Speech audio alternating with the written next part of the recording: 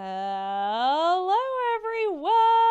Hello, hello. Happy Wednesday, and it is in fact Ash Wednesday, so before y'all say anything, this is intentional. I just went to church this morning. And I know Walter's a good Christian too, because I saw him at the studio. I saw that on too. I was like, Ash Wednesday? I go back to Sunday school. Well, I told you yesterday was Mardi Gras, and after Mardi Gras is Ash Wednesday. Obviously, I'm gonna remember one more than the other. I'm gonna remember Mardi Gras. Gonna remember Mardi Gras. So yes, I just wanted to get that out of the way right away. This is intentional. It's just Ash Wednesday. So yeah. Dragon's Toy. It's okay. I know. It did look like stray bangs in my earlier stream this afternoon. So I get it. Oh Yeah. It looks like your hair's melting a little bit. Yeah. That's hilarious. Yeah, it does. Got mostly one line, not the other. Yeah. All right, everyone. Hello. Welcome to Chatting with Doug. Thank you so much for this hype train. We're at level 2 of a hype train.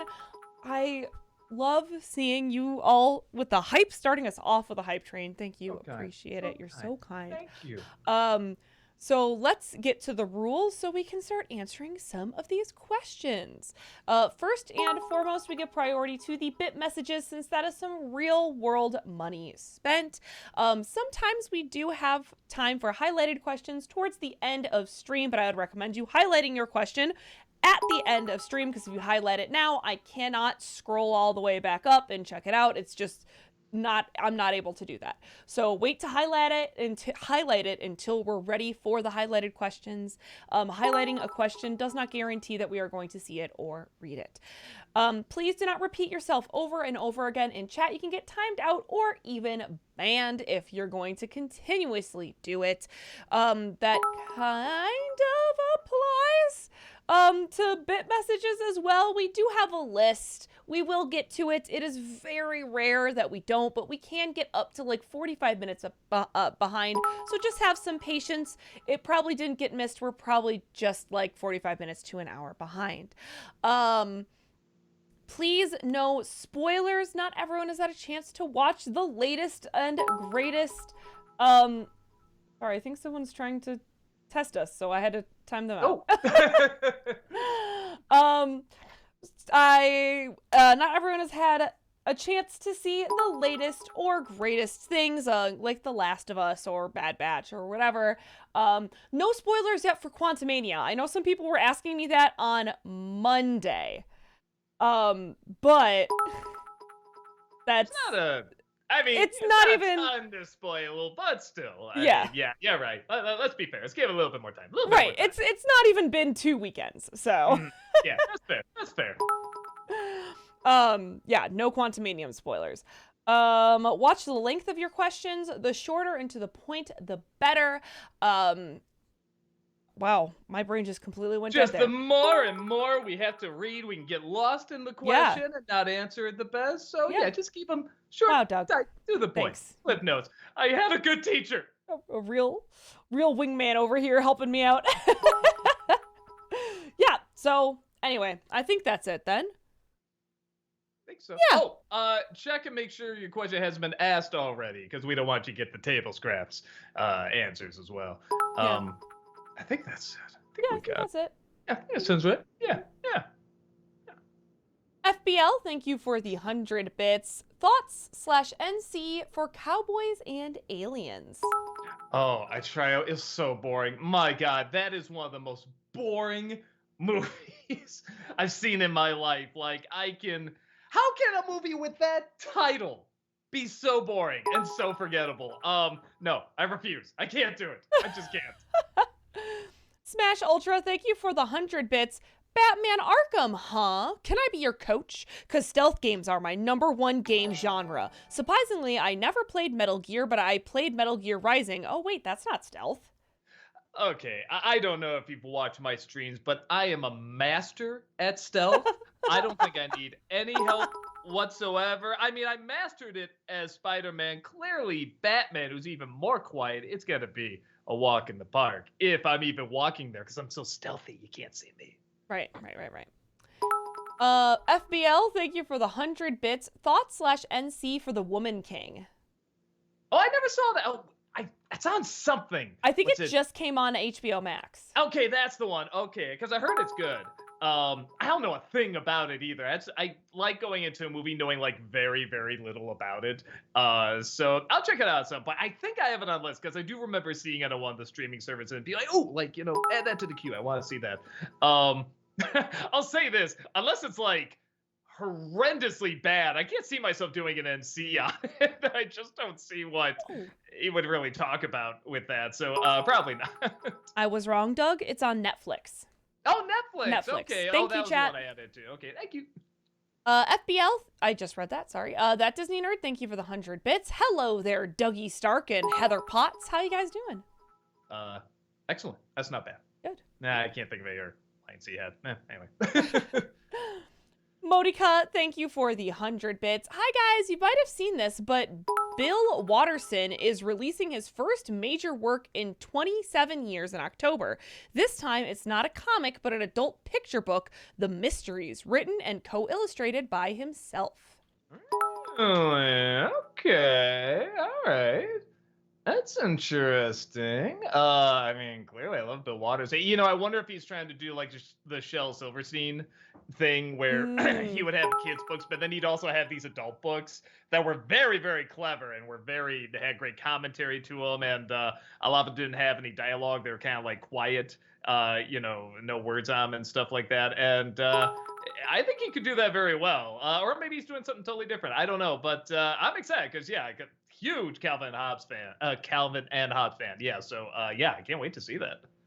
Kevin Lane, thank you for the 100 bits. Hey Doug, I watched your review of Zathura. I have 2 older sisters, so trust one on this. Being a brother doesn't necessarily mean being mean to someone or ignoring them. Rather, it means being lazy when unsupervised. Oh, sure. I mean, for me, it's totally about being mean and ignoring them, but I can see that point of view too. Totally. Poor Rob. Poor Rob, poor me, man. He started it. He started it. Modica, thank you for the 100 bits. Have you seen the trailer for Ari Aster's new movie, Beau is Afraid? It looks very Charlie Kaufman-esque. I think so. Let me double check. How do you spell Beau in that? Beau.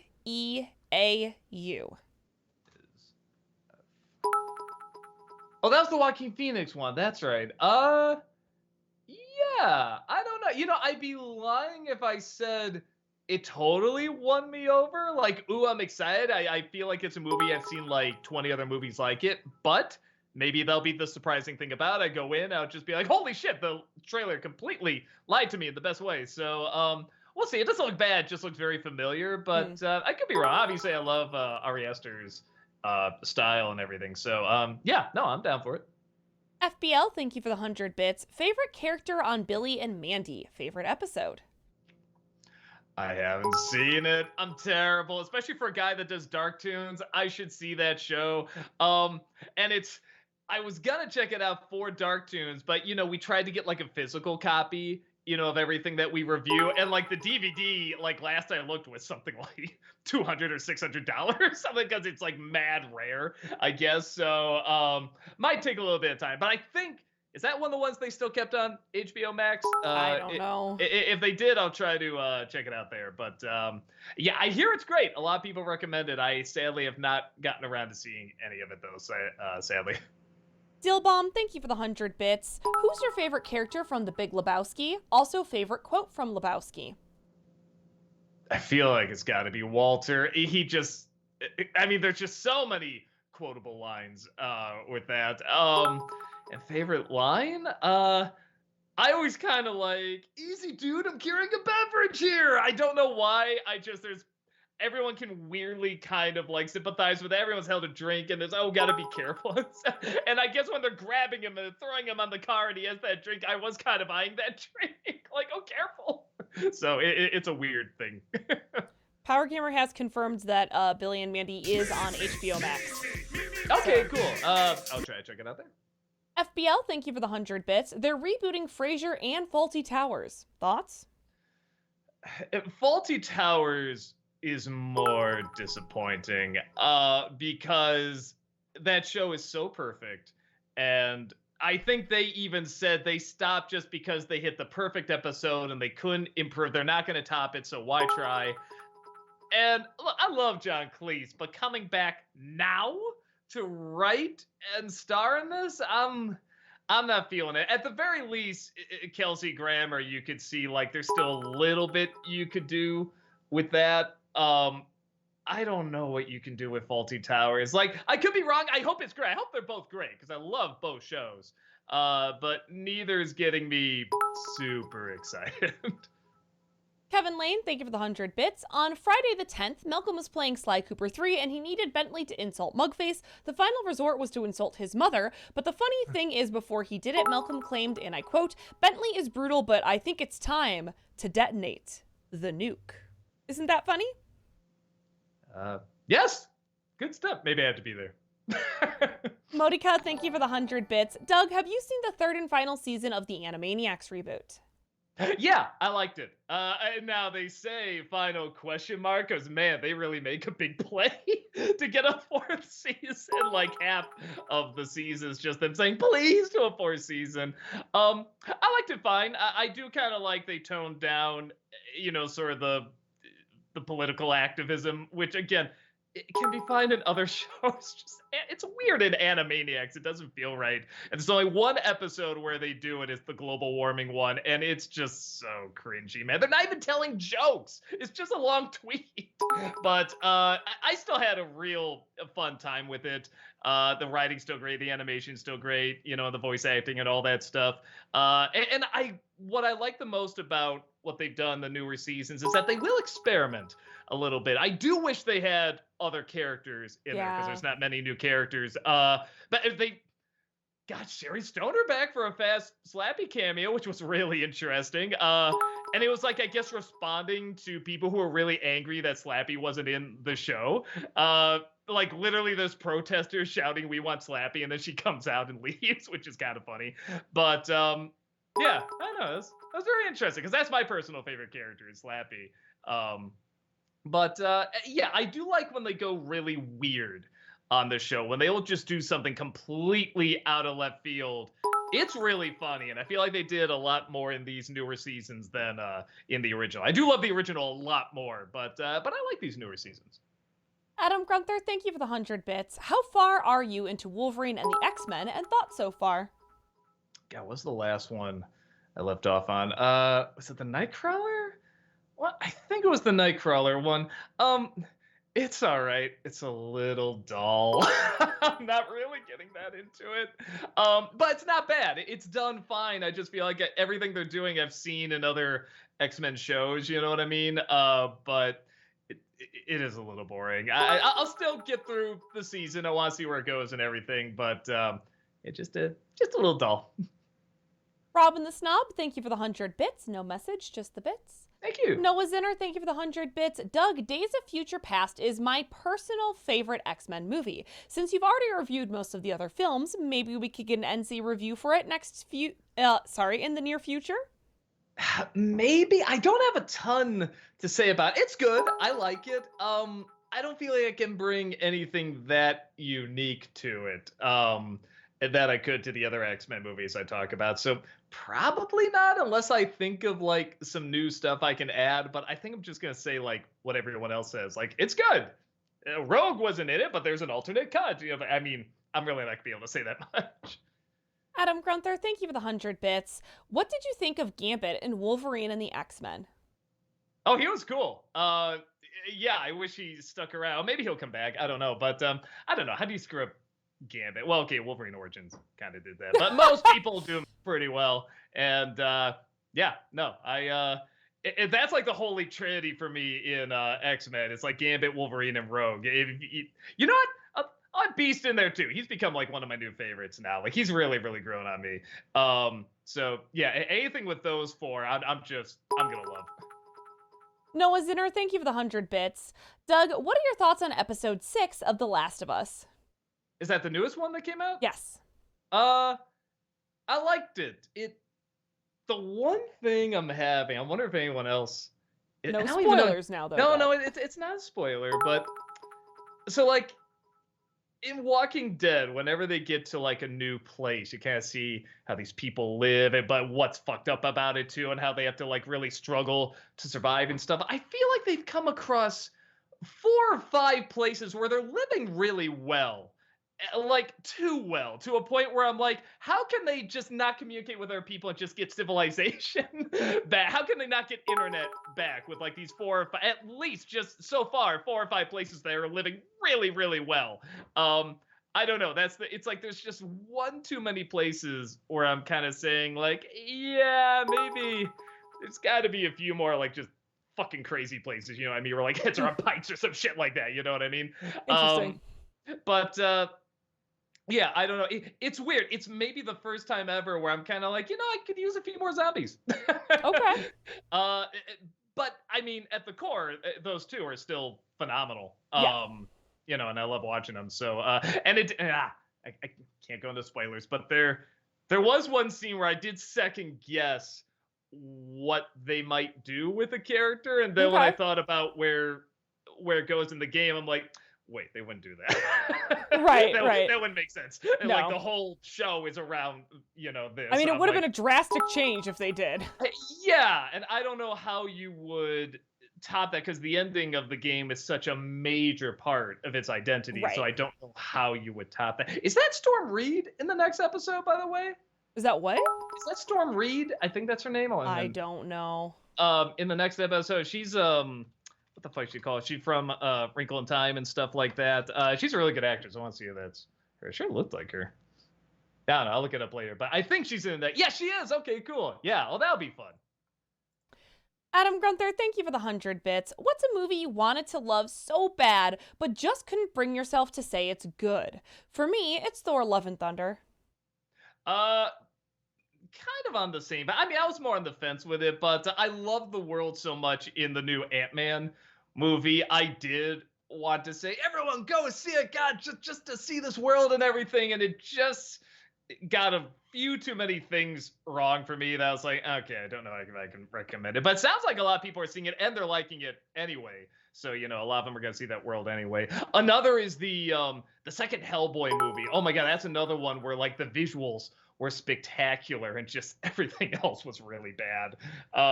But man, just to look at, what is it, the Troll Marketplace or the Goblin Marketplace, whatever it was, that's what Ant-Man Quantumania reminded me of. It reminded me of that scene. And yeah, that's always so tough when you're watching a movie that just has so many good designs and so many little Easter eggs and so much hard work in the background. But what's in the foreground is usually not that great. All right. Talkative Carl, thank you for the 100 bits. Heather, did you hear about companies that publish future Roald Dahl books are taking out words that seem problematic, like the word fat? I'm as against this as anyone can be against something. It's free speech. Have to take the good with the bad. I mean, I had not heard that, but it doesn't terribly surprise me, nor do I think it's probably as widespread as what you may have been led to believe. But that doesn't surprise me because having worked at multiple schools, people get really weird about what's in school libraries. Banning books in schools has been a tale as old as time. It's crazy common. Well, the funniest one... I hate it. I don't think it's good, but it is very common. It is. And the funniest one is that with and I shouldn't comment too much because I've never actually read the books. I know the stories, but I never read the books, so I shouldn't talk. But my favorite is that they changed Augustus Gloop from being enormously fat to just enormous. And I'm like, that almost sounds worse. Right? Augustus, you're enormous. It just kind of sounds worse to me. But yeah, I mean, you are right. Sadly, that's very true. Fucking Scary Stories was banned from like so many schools. Anne Frank is banned. Like the Diary of Anne Frank is banned from schools because she talks about getting her period. How many people fucking die in the child? But she talks about getting your period. So yeah, we should. Yeah, like she talks about some stuff and they're like, nope, we can't let. It's like, okay, I mean, yeah, I don't even know. We can't go too into it, but you know what I mean. Talkative Carl, I just read that. My gosh. Robin the Snob, thank you for the 500 bits. I wrote a poem I'd like to dedicate to Brad and Lloyd. We stand here together, our hearts may be bruised, but our passion to keep you in our hearts and memories remains unmoved, so that we can all stay. Lloyd approved. Oh, that's so nice. Oh my God. Yeah. Oh, I gotta. Steven can copy that. I should send that You to want me to Brad. copy it? Yeah, Yeah. if you can, if you're able to. Yeah. I'll Um, get it somewhere. yeah, that's really sweet. Thank you so Yeah. much. Yeah. LJH, thank you for the 100 bits. I'm doing my rewatch of The Sopranos, and I have the same feeling I did the first time about Tony Soprano, which is I hate him, and I don't understand how people like him. Oh, I mean, I it's it's very easy to see how someone would not like him. I mean, he's a mobster. He does terrible things and stuff like that. We always have a fascination with mobsters and people that get away with it instead of the crime. Where I think it's the same thing with the fascination with like the rich and people that do scummy things. It's a fascinating thing where you try to see how much you can humanize them and how much you can still relate to them despite doing so many terrible things. I mean, that's just a classic thing in cinema and TV for that matter, and just storytelling, honestly. How much can you sympathize with the villain? But it's tougher when the villain is the main character, is the show, so it's seen as more of like a challenge and more interesting and stuff. But yeah, if you're like, I don't like this guy, it's like, that's completely understandable. He is literally a mobster. Adam Grunther, thank you for the 100 bits. Overall, which Thor movie is worse? The Dark World or Love and Thunder? Dark World for me. Dark World, yeah, because Dark World's very forgettable. And at least with Thor: Love and Thunder, when the humor gets bad, it is visually interesting, and there are some good ideas in there. And I do like Jane's arc, and stuff like that, and what she's going through. Dark World, it's like it's Loki, and that's it. I don't remember anything. I remember just looking ugly too. It's just not a very appealing movie to look at or anything. Yeah, no, there were at least ideas and characters in Thor: Love and Thunder. But Dark World was just so nothing. Noah Zinner, thank you for the 100 bits. Doug, it's cool you reviews the first Iron Man movie. With this and No Way Home, could we see more MCU movie reviews? Obviously not everyone, but just the most significant and impactful ones. Maybe, and that just came out of nowhere. I was just like, I'm in the mood to talk about Iron Man. Enough time has passed. I think this will be fun to talk about. Yeah. I think it's just going to work like that. Just when I'm really in the mood to talk about a Marvel movie, I'm like, yeah, I don't know. I'm legit feeling nostalgic. Let's do it. It's kind of cool. They've been around long enough, to do that. Like, I think that movie came out, I think the first year I was doing, internet videos. Wow. So, yeah, it's weird to think. That Disney Nerd, thank you for the 100 bits. So I discovered a new game for a potential tournament Tuesday in the future. It's called Nitro Stream Racing. It's similar to Marbles where the chat can play too, except we are all in little carts and we race around the track. I'll look into it. Yeah, Nitro Stream Racing. Okay. Dillbomb, thank you for the 100 bits. Favorite Brad Pitt movie / role? Might be 12 Monkeys. He's so much fun in that, and I know he's over the top, and that's part of the fun, but he's so entertaining, and I love the hell out of that movie too. I think that's it. Modica, thank you for the 100 bits. Last bits for tonight, and due to various factors and circumstances for the foreseeable future. I just wanted to say thank you for all the great videos and streams you guys have made over the years. Been a fan since 2010, and I'm glad to have gotten to know you all. All the best to Doug, Heather, Rob, Walter, Malcolm, Tamara, Brad, Ayana, Jim, and Barney. See you next time. Wow. Well, thank you so much. That's very, very kind. God, the whole clan in there. Thank you so much. Talkative Carl, thank you for the 100 bits. Even though I'm excited to see Michael Keaton as Batman again, why would Flashpoint make the Burton universe? What? Sorry, let me try to reread that. Why would Flashpoint make the Burton universe? The point of the Flashpoint comic is meeting Thomas Wayne Batman and him giving Barry the letter for his son. This is a key moment in the story. I really think it's still possible that it's Thomas Wayne, that they're just going against the expectation. Like, just because it's the same music cues and like the same actor doesn't mean that it's Thomas Wayne. That it's not Thomas Wayne. It's a good point. It doesn't mean that Thomas Wayne didn't necessarily just have that bat suit look like Michael Keaton and have this Batmobile. That'd be really funny. That's still possible. That's personal. Because if you notice in the trailer, At no point does the Flash ever call Batman Bruce. He keeps saying things like, what are you gonna do, Batman? What should we do, Batman? So I personally think that's a long shot, It probably is. but it'd be really cool. Really, I would like that more because I'll be honest, I think seeing him in the bat suit was a little weird. It I was saying I'd love to see him as Bruce Wayne. I don't want to see him as Batman. As soon as he comes out with that weird Val Kilmer smile, like it doesn't even look like the Batman smile, I'm like, this is odd. I don't know. But, I'm still going to love to see him, as the character again. But if they did that, at the very least, I could be like, all right, it's a slightly different Batman. And I can buy this a little bit more. But still have the nostalgic feels, you know what I mean? It's still Batman. Keaton is Batman. That'd be a really clever workaround for me. I'm sure everyone else would be really pissed, but I think that'd be a really clever workaround, actually. Kevin Lane, thank you for the 100 bits. On Friday the 18th, Malcolm was playing Sly Cooper 3 and he needed Sly to enter an insult contest. What is the best insult each of you can think of? Man, it's always the ones that are like stupidly long. I think at one point when I was doing like the Nerd Feud, I said I wanted to write the longest insult like ever written, and I'm sure it's been topped. And I, for the life of me, can't remember what the hell it was. So if you look at, I think it's like he announced he was reviewing like The Wizard or something like that. Just at the same time I was reviewing The Wizard, I just did like this big rant, this super long insult. That and then like Chevy Chase shouting at his boss in Christmas Vacation, just throwing all those insults. It's like one that's so long I can't even like repeat the whole thing. And I don't think a good insult would be generic. Good ones cut to the core and you have to know that person. You know what I mean? Oh, like really, like really cut. Jab. Like turn the knife. Okay, I can see that.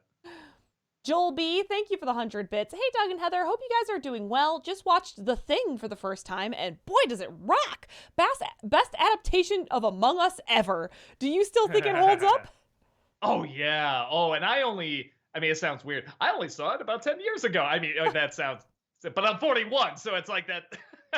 That is like, really? You didn't grow up with it? No, I didn't. And I was amazed as everyone else who saw it. And I feel like it's one of those movies where it's like, it's talked about, people know it, but not much.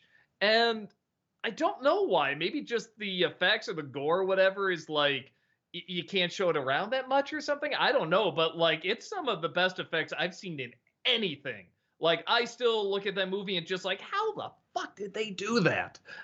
So yeah, it's a good story too. It's suspenseful. It's funny. It's a great monster and everything. So yeah, it's a great remake as well. It's very, very good. Adam Grunther, thank you for the 100 bits. Are there any villains that you would have chosen to be the next big bad of the MCU instead of Kang? Personally, I would have chosen Doctor Doom.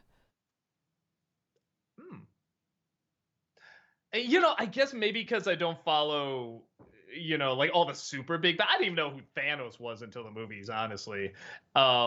So I don't know if Doom is like a big enough villain to have as like the big MCU baddie necessarily. But it maybe, I don't know. I mean, I'm a sucker for the X-Men villains. I love like Sinister and like Omega Red and stuff like that. But it's like the big baddie. I don't know. It's like, sure with Doom, but I always think of him as just the Fantastic Four bad guy. You know what I mean? Yeah. So yeah, I don't know. Hewlett fan, thank you for the 125 bits. Doug, have you seen the new Clone High and Tiny Toons leaks? If so, what do you think? It's sad that the animation looks cheaper than the older series. What happened to fluid TV animation? Really? Clone High? Does it? I mean, that already looked, and I love Clone High, but it already looked kind of cheap. I didn't know that. I have to look that up. No, I have not. I saw the designs for the new Tiny Toons, but I haven't seen like any new animation test footage or anything like that. And they look like that to save money, and they're still learning how to do. It's cheaper to animate on computer and tablets and stuff like that. And they still don't have down how to do it smoothly and in a time efficient way. A time efficient way that also looks legit, like it really was hand drawn. Every frame was hand drawn. So I feel like we'll get there at some point. We're definitely not there yet. I think we got a long way to go. But yeah, with that said, I have not seen them, so I guess I shouldn't comment on it. That Disney nerd, thank you for the 100 bits. Doug going into Pirates Month next week, like Jack Sparrow entering the movie in his first scene. Yeah, and man, watching watching that entrance again, that is so funny. And he always has a good entrance in all those movies. Even if the movie sucks, like his entrance is always so bizarre and so memorable. Like I do remember each entrance in each film, even if I'm like, what was that film about? Who was the bad guy in that? I don't remember, but I always remember the entrances. Talkative Carl, thank you for the 100 bits. Heather, have you went back and rewatched Netflix Cowboy Bebop just to see if your opinions have changed? I haven't. I've got so many other things to watch that I haven't had a chance to like go back and rewatch the Netflix Cowboy Bebop. What did you think of the I Netflix mean, one? I don't think it was as bad as everyone said it was. At the Hmm. moments it was good, it was really good, but I just hated some of the stuff that they added with like Julia to like make this whole like crazy love triangle thing. I don't know. When it was doing that, it was weird and I didn't like it. I wanted to like it because you could feel the effort and you could feel the love from Right. these people, Right. and that they, it's like I think they thought like they were gonna make Last of Us what Last of Us is now. You know what I Yeah. mean? Like it's an adaptation, but we're adding new things Yeah. and taking a different direction, but making it like a show, a live action show, and it's like, yeah, just didn't work. Yeah. Bernsey, thank you for the 100 bits. Hey, Doug, I'll see your Iron Man review later. Will you be doing 2 and 3 as well? It's not planned, but it's not like there isn't a ton of material in them. So I don't know. At some point, I'll probably get around to them. Kevin Lane, thank you for the 100 bits. A few days ago, my sister called her daughter a smart aleck. I claim she probably behaved the same way when she was her age. And when I asked our mom to verify, she said, I plead the fifth. Isn't that funny? Yeah, it's cute. Adam Grunther, thank you for the 100 bits. With Brendan Fraser hopefully winning his first Oscar next month, is there any chance you'll do a career dive or review of one of his movies? I mean, I've reviewed the Mummy movies and Monkey Bone for that matter, but career dives I'm not really doing. Fans seem to like them, but it's not enough fans. You know what I mean? Not enough people watch them, but and they were fun to do. And I will be honest, even if I did bring them back, I think it is a lot of work to go through as many of these movies as possible and edit in the footage and everything. And I was like, it was exciting for that time, and I could probably do like maybe 5 or 6 more at the time. But I think now I'd be like, yeah, I don't know if I have the energy anymore. FBL, thank you for the 100 bits. Idea for next Twitch competition. Give us the non-English language title of an English language movie, and we have to guess which movie it is. That's interesting. That's kind of fun. That's kind of fun. Yeah. All right. Okay. Sorry. Writing stuff down. Yeah, that's actually really not bad. Yeah, it's not bad at all. Noah Zinner, thank you for the 100 bits. Doug, who is your favorite side character in Amphibia? For me, it's Wally. He's the weird frog with one eye who sings with the accordion. Oh, I gotta like go through all the characters now. I think if for anything else, just the acting. I have a real soft spot for Bill Farmer. I think I will say Papa or Gramp. What the fuck's his name? I forget. But I like the one that raises the kids and everything. And he didn't really do much for me at first, but just the more the show kept going, he just really, really grew on me. That and actually the RuPaul character was so funny. Oh my god, I forget his name. Agent X, I think was it. So hilarious. It's one of those things where I'm like, oh yeah, I forgot. RuPaul's like really funny. Yeah. Like, I don't see him enough stuff. I'm like, he's fucking hilarious. Yeah, for sure. Joel B, thank you for the 100 bits. Which version of the Invasion of the Body Snatchers do you prefer? The 50s classic or the 70s remake? I haven't seen all of the 70s remake yet, so I shouldn't judge. I'm always gonna have a soft spot for the original. Just I like the stories behind it. I like the imagery with the weird kind of fake looking pods. It's like a great B movie that has like a lot of layers to it. But it's still a little bit of a B movie as well. So yeah, for now I'll say the original, but that's acknowledging I've never seen all of the original. I do know the ending, and that is a great ending. But yeah, I probably shouldn't answer because I haven't seen the original, but I did. So fuck. Adam Grunther, thank you for the 100 bits. Do you think you'll ever do an NC on Thor: Love and Thunder? I don't have a passion to do it, and I just feel like it's just all kind of right there. I mean, it's really only one problem. It's the humor. Everything else is fine. It's just there's too many jokes. So, yeah, I don't know how much I can really add on top of that. Axel Gabriel, thank you for the 100 bits. A while ago, you joined Tamra in watching Highlander for the first time and wanted to do an NC on it. Are you still planning on doing it? It's on the list. I don't know when I'm gonna get to it, but it was a lot of fun. I would love to talk about it. FBL, thank you for the 100 bits. Thoughts slash NC for Bright. I never did see it. I don't want to. That's just I don't know. The movies about prejudice are already tough for me to watch because they legit get my blood boiling because I don't like prejudice and I hate when you just want to shout, no, that's racist. That's just here's all the reasons that doesn't work. They're just racist characters. They have to really do something different with it in order for me to be like, ooh, like here's a new like To Kill a Mockingbird, like from a kid's point of view, like something like that. And this one just be like, no, they're all fantasy characters. That's not enough for me. I saw Alien Nation. Steelbomb, thank you for the 100 bits. Since you've reviewed almost all the Ghostbusters, and assuming you're still going to review Afterlife soon, do you think you could do an NC on the OG Ghostbusters to close the loop? Maybe like an editorial style? Yeah, I was thinking about it. I guess they're doing. I mean, I can go through the whole movie. Honestly, I don't even think I do an editorial. I just would do the movie.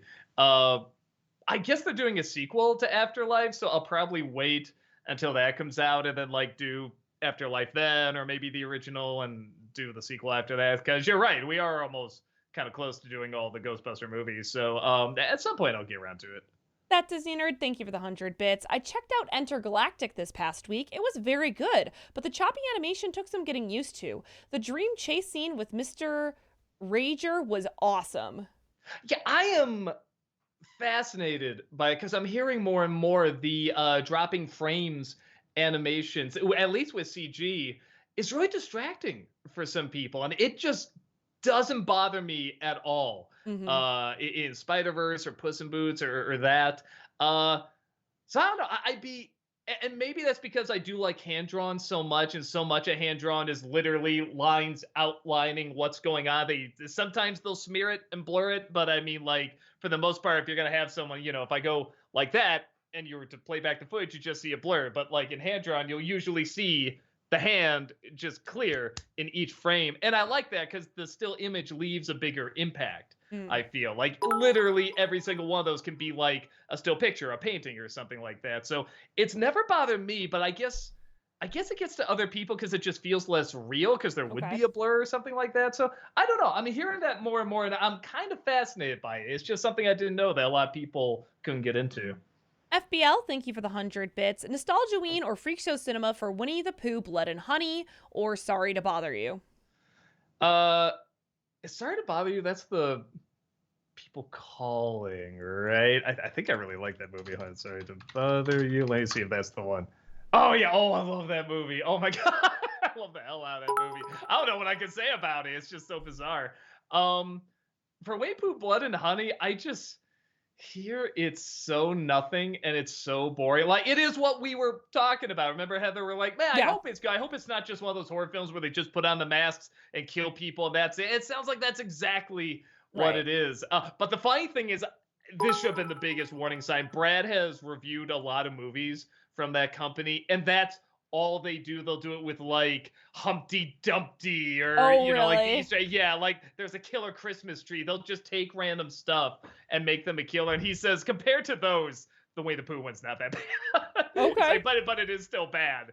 But he's saying he's like all the really diehard negative reviews. It's like I get it, but you guys didn't see this other shit. So I don't know. We'll see. I'll ask Brad if he thinks there's material with it. Yeah, if he's like, nah, it's just boring, I'll probably just skip it. Talkative Carl, thank you for the 100 bits. What I hope is that Cocaine Bear movie will come and go. When I saw the trailer, it felt like the movie equivalent of a TikTok or a Vine, a zero-calorie movie that I personally think it shouldn't have been greenlit. What do you think? I agree with everything except I think it's gonna be, or I hope it's gonna be bad. I hope it's gonna be good because that's a fun idea. The fact that it's based on a true story, even though I'm sure they're gonna take a ton of liberties, I think is a lot of fun. It it's a very easy movie to see how it would be bad. Like there's more options for it to be bad, more varieties of ways it can be bad, but the few varieties of ways it can be good kind of gets me excited. Like, man, you could do something really unique and fun with this. Elizabeth Banks is a very strange director. She is so hit and miss. So that kind of intrigues me even more. I don't know. I'm kind of fascinated by it, honestly. I'm hoping it's not another Blood and Honey. You know what I mean? I'm hoping like it is either just whether it's good or bad, that it's just so crazy you can't forget it. You know what I mean? Yeah. Joel B, thank you for the 100 bits. Name one problem you have with A Clockwork Orange. Uh, Probably the design of the future. When was it made? 70s, 60s? Like you can tell when it was made. You know, I mean, most Kubrick movies are very timeless, and that one you just look at the decor and it's like, oh, I wonder what decade this was. You know, so I love that. That's one of my all-time favorite movies, but that's something where I'm just like, yeah, that takes me out of it a little bit. Kevin Lane, thank you for the 100 bits. It seems to me in most movies and TV shows, anyone who wears glasses is perceived to be intellectual, which may explain the voice you use when you don yours, Doug. But could this have been started by Simon from Alvin and the Chipmunks? I have no idea what you're talking about. No, that's a classic trope. I mean, that Nutty Professor, go back to that. I mean, that's just goes back to, you know, I think since the invention of glasses, you know, I think part of it is like a lot of famous inventors and doctors and psychiatrists, all that stuff. Whenever you see old pictures of them, they usually had like glasses on or something similar. So I think people just associated that with like intelligence and stuff because they care more about getting the job done and not looking great or anything like that. Because why would they wear glasses? Blah blah blah. So that is my guess on that, but I think goes back far before Simon. Adam Grunther, thank you for the 100 bits. Which film would you say is the second best movie based on a Disney ride after the first Pirates? Jungle Cruise or Pirates 2? Hmm. hmm. Oh man, that's rough. I'll say so better made, probably Jungle Cruise because it's so quick and efficient at just getting right to what it is. But in terms of spectacle, like because we literally just watched it again, the some of the stunts and choreographies and ideas for action sequences are so creative in Pirates 2. That I'll probably say that I just kind of have more fun watching those set pieces, even though waiting in between. If I could have the set pieces from Pirates 2, but then like we just cut to The Rock and Emily Blunt talking until we get to them, I prefer that. Kerbo the Great, thank you for the 100 bits. Hey, critic, would you do more Freak Show Cinema videos, or is it going to be another instance of Doug makes a new series, then it exists, like Top 11, Was That Real, or Old versus New? Also, Black Hole and Team America for FC. uh, Team America actually would be kind of interesting. And Black Hole's an interesting movie too. I don't know how if people would click on it. Um, you know, I very much go by just what I'm in the mood to talk about, and it seems to work. If it's something where I start to lose interest, I feel like people can tell, and it shows sometimes in the views and what I pick and stuff like that. So I try to go very much by instinct Mm. with that, and yeah, they just haven't been. I have a list, I mean, of stuff to like talk about for Freak Show Cinema. It's still there, but like it hasn't been grabbing me recently. So I don't know. It might come back. Like I brought Dark Toons back. I literally have one going up tomorrow, so I might bring it back. But yeah, just I'm not in the mood.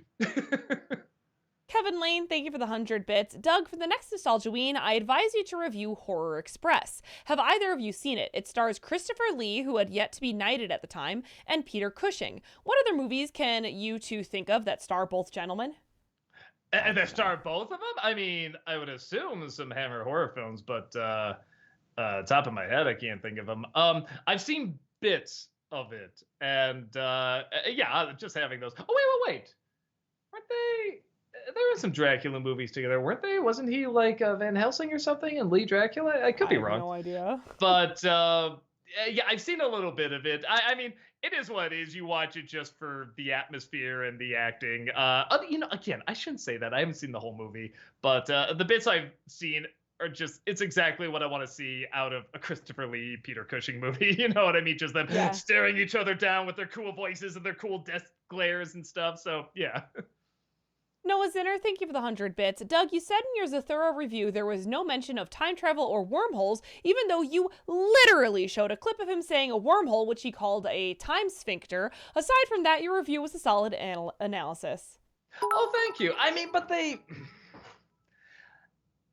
I don't know. I guess especially for a kids movie based on a board game where you go to space, I feel like they would explain that at the end. They're like a black hole, and then they just end up back at home and stuff like just magic, whatever. But like something about that one, I'm like, but wait, how did this alternate reality happen in a wormhole? Why would he come back? Are they changing time? But the brother comes back. One that mess with I don't know. It was a little too much it was both a little too complicated and a little too simple, if that makes sense. That Disney Nerd, thank you for the 100 bits. Pete Doctor recently revealed some details about Inside Out 2. It will follow Riley into her teenage years and introduce a whole host of new personified emotions. It will be a little bit more truthful and broadening.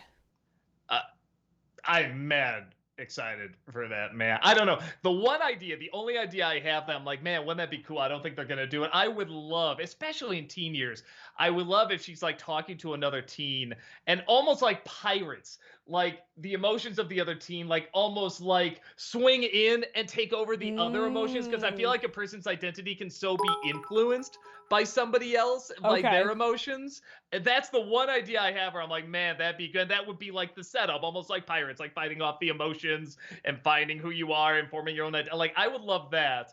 But at the same time, the first one was so good. I'll just wait and see what they do. But that's like the one idea where I'm like, it'd be cool if they did that. I don't think they are, but that'd be really awesome. Bernsey, thank you for the 100 bits. Oh, I'm screening Runaway Jury later tonight, John Grisham's novel. Man, what a cast. Hoffman was nervous about acting with Hackman for the first time, which was fine because Hackman was just as nervous. Man, I think I remember seeing like the trailers for that way back when. Oh, 2003. Oh, I thought it was a 90s movie. Okay, I have no idea what this movie is. But sounds good. I'll try to check it out. Talkative Carl, thank you for the 100 bits. Heather, what do you think of Bad Batch Season 2 so far? I don't think it knows how to ride the momentum sometimes. I don't know why they keep dealing with Sid sending them on missions when you know it doesn't work out. It doesn't seem focused. I agree. I've not been swept off my feet by this season of Bad Batch so far. It's been a lot more episodic. And a lot more like self-contained, which after the way that season 1 ended, I thought it was gonna be more like broader story arcs. So I'm curious to see where it's going to go, but like it's not quite what I thought it was going to be. I need more Crosshair. We've had one Crosshair episode. What the heck is happening with Crosshair? You reminded me, by the way, because I haven't finished this show. Is it Tales of the Jedi? Is that on Disney Plus, where it's a couple of short films? Yeah. The shorts. I gotta finish that. Yes. Because I only saw the first one. The first one's okay, but then everybody's like, no, it gets so fucking good. It does. After that, it's like, I gotta watch the rest of it. FBL, thank you for the 100 bits. Have a blessed Ash Wednesday to all on CA who celebrate. My ashes, thank you. Adam Grunther, thank you for the 100 bits. Which scene in the live-action Scooby-Doo movies is worse? The Scooby farting scene in the first film, or the scene where Shaggy becomes a sexy lady in the second film? I think I repressed both.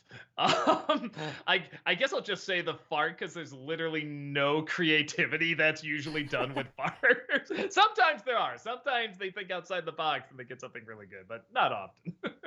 Joel B, thank you for the 100 bits. Which character in The Last of Us do you prefer out of Ellie or Joel? Game and show.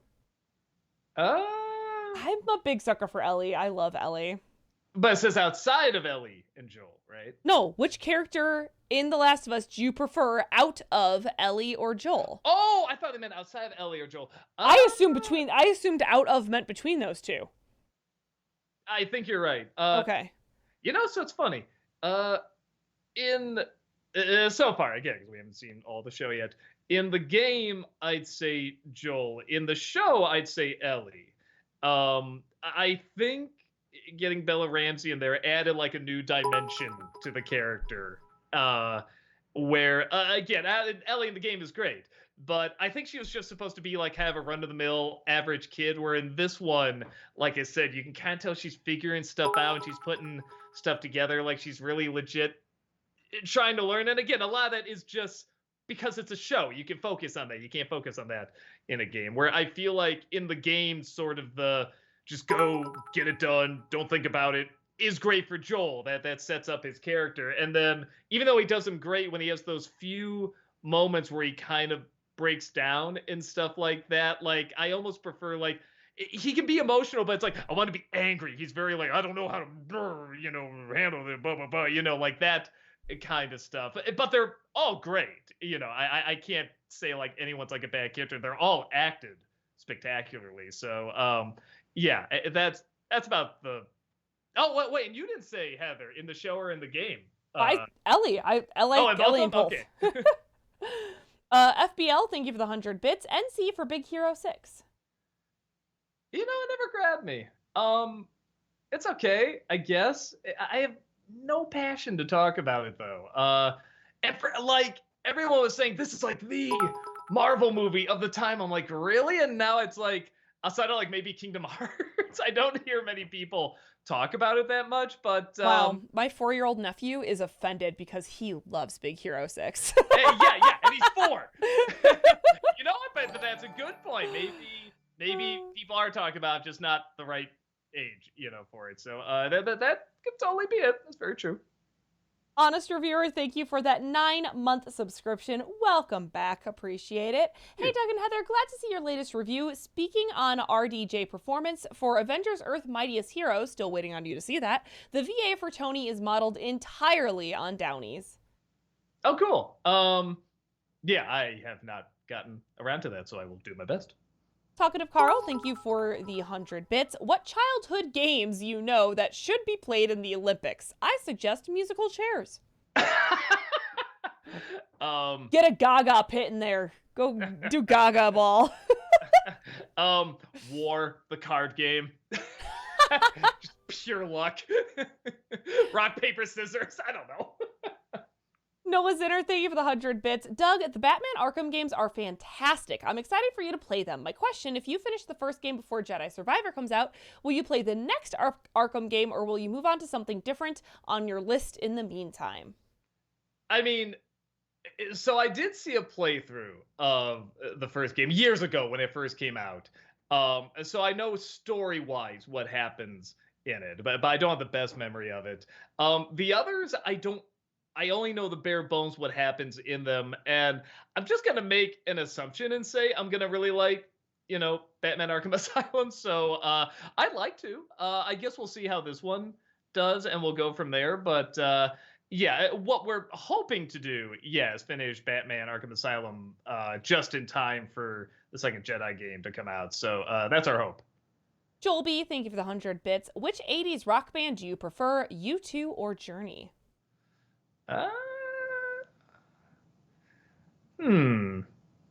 Journey has a little bit more of a unique sound. I guess Journey. I'll say them. Yeah. That's a Z-Nerd. Thank you for the 100 bits. I looked at the box office numbers over the weekend. I still think it's incredible how The Last Wish is still in the top 4 with just a 4.3% drop in its 9th week. I am ecstatic about that. I'm ecstatic not only because it's a good movie getting attention, but it's a good movie getting attention on the big screen. People are saying it's like a smaller version of Top Gun. They're like, not only do you have to see it, you have to see it on the big screen. And then people see it, they like it, and they want to go back and see it. And this is in the exact same time that the second Avatar is out and clearly getting all the attention and everything. But more and more people are saying, that Uh-oh. We lost you, Doug. Doug! People are praising the hell out of it. So it's oh no! All right, you're back now. You're back now. You're back. Oh no! Oh god! Oh, I thought we got this. You're back. God, I thought we got this fixed. Okay. Oh, do I really have to look into this again? All right, we'll see. Yeah. Bottom line, I'm super excited about it. I'll probably do a nostalgia critic on it too because I love the movie that much, like a lot of people do. So yeah, no, it's good news. Adam Grunther, thank you for the 100 bits. Did you find Rowan Atkinson even a little funny in the Scooby-Doo movie? Also, fun fact, his character was originally played by Tim Curry, and he quit the film after he found out that Scrappy Doo was in it. That's true. I mean, he's weird, but I mean, he made the right call. But still, all the things he's been in, that's the one where he's nope, can't do it, can't do it. Scrappy Doo, just no. That'd be amazing if that was the truth. Yeah, I don't remember Rowan Atkinson that well. Yeah, I forgot he was even in it until you brought that up. Hey, you know that I guess that's another big crime of the movie because how do you forget Rowan Atkinson? Even if he's in something bad, you remember he's in it. Axel X Gabriel, thank you for the 100 bits. Thinking back on your older videos, has your opinion on any of those films changed drastically since then, or would you say they're roughly the same? Some of them, you know, in the older days, I played up more of the NC being a character in them. So some of them I would probably be a little kinder to or review them in a different way. Like that Sonic cartoon show, both Rob and I watched and had a good laugh. And not the Sad AM, the other one, the more goofier one. I mean, we liked in the same way we like something like, you know, the Adam West Batman. Like, this is just so bonkers. And we think the show knows it. But, you know, for comedy, it was more fun to see me get angry than see Sad AM and draw attention to that. It's the Super Mario Brothers movie gets funnier and funnier for how bad it is. It legit brings me a lot of joy now. So I guess there's that. Sometimes Batman and Robin does the same thing. If you were to watch it like in little 5-minute spurts, like it's pretty funny for just how insane it is, but you can't do whatever an over 2-hour movie version of that. Kevin Lane, thank you for the 100 bits. Have either of you seen Secondhand Lions? I have, and I like the story of how the brothers obtained their wealth. No, I heard it wasn't that great. I didn't hear it was terrible or anything, but I heard it wasn't anything I haven't that seen special. it either. So I'll try to check it out. Chirbo the Great, thank you for the 100 bits. Also, will you ever make a video on the Lego movies? And if you do all of them, you should first check out the original script for the Ninjago movie. If not, the fandom will crucify you. Oh, I didn't even know Ninjago had a fandom. Okay. I thought about doing the Lego movie at some point because I reference it a lot. That and like Into the Spider-Verse are kind of like both those movies. I feel like kind of changed the way people look at and make animated films. Like not all of them, but like showing like, oh, like these can be more. Something that looks gimmicky and lame can actually be really, really smart and like have people saying, why isn't this nominated for, you know, best, like people were angry the Lego movie wasn't nominated for best, like I want to say best picture, but maybe it was just best animated picture, I'm not sure, but like people were shouting, we want Oscar for the Lego movie. Think about that. The Lego movie. You know, and we're just so used to it that we kind of just like, you know, well, yeah, everybody knows the Lego movie, but it's like at the time they're like, what? Like everyone's just hoping it was funny. You know, just please at least be funny, but they didn't know it actually have like an emotional, creative story to it as well. So probably at some point I'll get around to that. Yeah, you're actually making me want to talk about it more and more. Coburn, thank you for the 100 bits. Who would win in a fight, the Beagle Boys or Waluigi? Waluigi, he'll play dirty. FBL, thank you for the 100 bits. What's the significance of the necklace Malcolm sometimes wears? You'll have to ask him that. I think Malcolm probably has a better answer than we would be able to give to you right now. I think because I never asked it, but a lot of people have asked him. We're talking about the beads. Yeah, the big beads. Yeah. I think he just likes them. Yeah, he likes them, but I think there's also a cultural significance that I cannot speak to, but I'm not positive, so ask him. Okay, He's here on Fridays. That's true. He'll have a better Tuesdays. answer than us. The Minnesota Superstars, thank you for the 100 bits. Sparkle, sparkle, sparkle! Yeah, sparkle, sparkle, sparkle. That Disney Nerd, thank you for the 100 bits. One of my favorite small moments in At World's End is when Jack says, now up is down, when the ship is turning upside down, and even Depp gives a look like, how does this make sense again? Yeah, we literally just sat through that yesterday, man. It was rough. I forgot how boring that movie is. It's just so dull. Spooky Elephant, thank you for the 100 bits. With the unfair cancellation of Inside Job by Netflix, do you think they could be picked up by Adult Swim or another streaming service or something? Yeah, because didn't that happen with like Tuca and Birdie? Didn't that show get canned and then like Adult Swim was just like, oh hey, come over here. It's possible. That'd be great because I feel like there's more they can do with that show. I think it's one of those where if they need to end there, they can. But I really feel like they can do more with that, with the conspiracies, with the main character and everything. I love to see another season, and Adult Swim would be, I mean, more than ideal. Yeah. Honestly, everyone's already said it kind of has a Rick and Morty feel to it. So yeah, that'd be fantastic if they did that. Kevin Lane, thank you for the 100 bits. Have either of you seen the movie Priest? I like the animated sequence at the beginning, but I hate how unfairly the titular character was treated full out, sorry. I don't think so. 2011. I haven't seen it. I don't even think I've seen heard of this movie. So I just kind of love all the images I'm seeing. It kind of looks like Ash Wednesday. It's just a guy has a cross tattooed, like it's a cross there. So you know I'm a priest. Yeah, looks stupid. Noah Zinner, thank you for the 100 bits. Doug, maybe for the Christmas you could review Edward Scissors Hand. Jesus Christ, Heather. I'm on the list. I've thought about it. I just saw it again. Actually, I think last Christmas. The more I think about it. Yeah, I still really, really like it. That's one of my, I got a soft spot for that Burton movie. Kind guy, thank you for the 100 bits. Hi, Doug. I know you like others have said Attack of the Clones is the weakest of the Star Wars films, but take away the cheesy love story, there is some good stuff in the film. Palpatine's rise to power, seeing the clones for the first time, etc., etc., etc. Man, I'm struggling to remember anything About Attack it. of the Clones. Yeah, I guess I think that was Christopher Lee's introduction, so that's kind of cool. I can't remember a thing. Yeah. Sorry. I mean, I'm glad you liked it. I'm glad you enjoyed it. But yeah, I can. Again, I'm struggling to remember it. Bernsey, thank you for the 100 bits. Hi, Doug. I recently saw a video how Dr. Evil killed Bond's most infamous villain. Have you seen it? I thought it was interesting. I think I saw the thumbnails. That Nerdstalgic, I think, did that video. No, but I will try to check it out. Kevin Lane, thank you for the 100 bits. For December this year, I advise you to review The Life and Adventures of Santa Claus. I really like the song they sang when the Immortals were introduced. Is that the that's not the stop motion one, is it?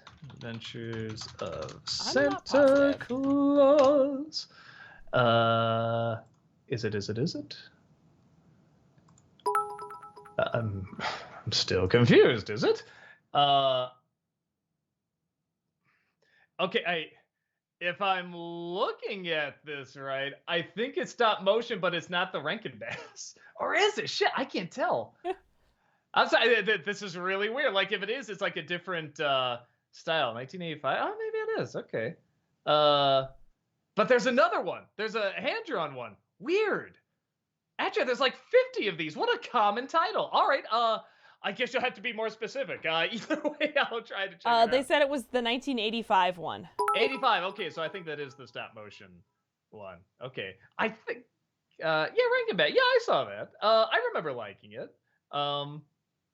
Yeah, I'll have to see if I want to review it, but I remember liking it. Keith Creature, thank you for the 100 bits. Sorry about the sensitive question, but do you have any comments on streamers getting harassed over playing Hogwarts Legacy? I mean, it's tough for me to say because I'm not a big Harry Potter guy. From what I've heard, the outside looking in, I can totally see someone protesting. I get that. I can get someone saying, I don't want to give her money. I don't want to while she's around. I get that. Harassing others doesn't sound right. Because if you look at anything in your room, your office, right, you're going to find something that you bought or that you own that if you dig deep enough is connected to somebody who did something you probably disagree with or even see as wrong. So I get you making a choice to that. I totally get it. If you're even like, if you want to join me, that'd be very nice. I understand that. Harassing others, for me personally, doesn't make sense. But that's still someone on the outside looking in. I'm not expert on it. That's just kind of what I'm hearing secondhand. Right. In general, don't harass people. But if you're upset about streamers being harassed for playing Hogwarts Legacy, I hope you're also super upset about all the harassment that trans streamers have been getting for years on this platform. That's all. That Disney Nerd, thank you for the 100 bits. If I did have one little nitpick, nitpick with the Curse of the Black Pearl, it feels like once Barbossa leaves Elizabeth and Sparrow stranded on the island, the entire bit feels kind of rushed because they're dropped off at a deserted island. They spend a night there. They're found. They immediately catch up to Barbossa. Oh yeah, I mean, the movie's a cartoon. It's written by the people who wrote Shrek and Aladdin. There's a ton of stuff in the movie. Doesn't make any sense, but it's kind of not supposed to. It is a cartoony universe. They're literally walking with like a boat upside down and find their way to the ship and everything. There's no weights on them, or I mean, it's a cartoon. I think that's part of the deal. Honest reviewer, thank you for the 100 bits. Dark Tunes on Clone Wars Umbara arc, season 4, episode 7 through 10. I know the show's for older kids, but seeing soldiers being ordered to unknowingly sent to their death, as well as being tricked into killing their own, is pretty dark, even for its target demographic. There's a couple I was thinking of for Clone Wars. But I was kind of saying, like, this does kind of feel like for older kids, but some of them are just done in like a dark enough and even creepy enough way sometimes that I'm like, I don't know, this might make the list. So we'll see. Maybe at some point I'll look into that. Oh, we are going to have to speed it up. We are still an hour behind. We have quite a few questions today. Kind Guy, thank you for the 100 bits. I'm really into Titanic. There's been so many films, not all good, but at least they try and tell the story. When I find out some drunk makes an animated film talking about moonbeams nonsense and talking sharks, I feel so bloody insulted. What's up with that? You should watch the series. There is a legit series based on it. Aiko Whale, thank you for the 100 bits. Doug, I thought it was interesting that you included Incredible Hulk as a movie that should have had a rotten score at the beginning of your review of Ant-Man 3. I've always thought that it was pretty middle of the road, but not necessarily bad. Could you elaborate on why you feel that way? You kind of said it. It's very bland, nothing. Honestly, kind of like what I thought of the new Ant-Man. I'm like, okay, if Ant-Man Quantumania is going to get a rotten score, Incredible Hulk should get a rotten score, because that's a lesser movie. FBL, thank you for the 100 bits. Thoughts on the trailer for the new Morgan Freeman movie, The Ritual Killer? I don't think I saw that one. I will look it up and get back to you. The Minnesota Superstar, thank you for the 100 bits. Hey Doug, are there any of your reviews you've done in the past that you want to do a nostalgia critic on? If I had to choose, I would say Batman and Robin. The Ninja Turtle movies and like maybe Super Mario Brothers, I think would be fun to go back and re-review those, go into more detail, because there's plenty more opportunities for comedy in those, I think. That Disney Nerd, thank you for the 100 bits. So what you're saying, Doug, is Quantumania has the same issue as Strange World? Kind of. The world was really cool, but I couldn't get into the people that much. Yeah, I mean, honestly. Kind Guy, thank you for the 100 bits. Please, can we pay tribute to my hero, Dick Van Dyke, still performing at 97? How does he do it? Never believed he would do The Masked Singer. P.S. Would love to hear your review on Chitty Chitty Bang Bang. I thought you were gonna say he passed away. I was like, no! Wait, I mean, but yeah, like you said, 97. Holy shit. And he's still moving and everything and dancing, all that stuff. And I think I put that on the list, Chitty Chitty Bang Bang, because that is a weird movie. I might get to it at some point. Kirok, thank you for the 100 bits. Hey, Doug and Heather, good to see the two of you. I am normally not off Wednesdays, but I'm recovering from surgery, so this is a joy to see you both. Well, glad to see you too, and hopefully we can bring a smile to your face as you're recovering here. Yeah, I hope you recover quick. FBL, thank you for the 100 bits. Freak Show Cinema for Cocaine Bear when it comes out. I gotta see it first. Then I'll get back to you. FBL, thank you for the 100 bits. Thoughts on the Many Saints of Newark? Yeah, I did see that. I remember liking it. It's what I don't remember a ton about it. I just remember enjoying it and thinking it was a good film. But yeah, I guess I can't give too many details the more I think about it. Adam Gunther, thank you for the 100 bits. On a scale of 1 to 10, just how wasted was Bill Murray in Ant-Man 3? For me, that's 1,000. Yeah, I didn't think about that, but I could see that. Axel X Gabriel, thank you for the 100 bits. What's your take on Francis Ford Coppola's Dracula movie? Is it a potential NC due to its weirdness slash funny moments? I always have it on the list for nostalgia Wayne. Um, it's interesting to talk about because it's like I don't know if it's good or bad. It's impressive. It's one of the most impressive looking movies ever. But it's interesting how the pieces don't quite fall together. Keanu Reeves is legit really bad. That's the one thing where I'm like, he is awful. He was miscast. But yeah, everything else is interesting. And there will be an NC on it at some point. Kirok, thank you for the 100 bits. Hi, Doug. I saw your odd number reviews of Star Trek. Any chance you'll do the even ones? I've thought about it now that I've opened up to more like, positive movie reviews and stuff. So I feel like I'd have to do like a month dedicated to them. So if I do, I'll just do that. I'll do a month. FBL, thank you for the 100 bits. NC for the Ice Age or Narnia movies. uh, Not Ice Age. I have Narnia on the list because that's another one where it's like, yeah, I guess it's nostalgic now, isn't it? Do you know, are they doing another movie? Because I heard they wanted to wait for them to get older. Because in the books, they get a lot older for the next adventure. So that'd be awesome if they did. I like those movies. I'd love to see another one. Adam Grunther, thank you for the 100 bits. What are your thoughts on Watchmen and who is your favorite character? Oh, it's got to be Rorschach. Yeah. Man, come on.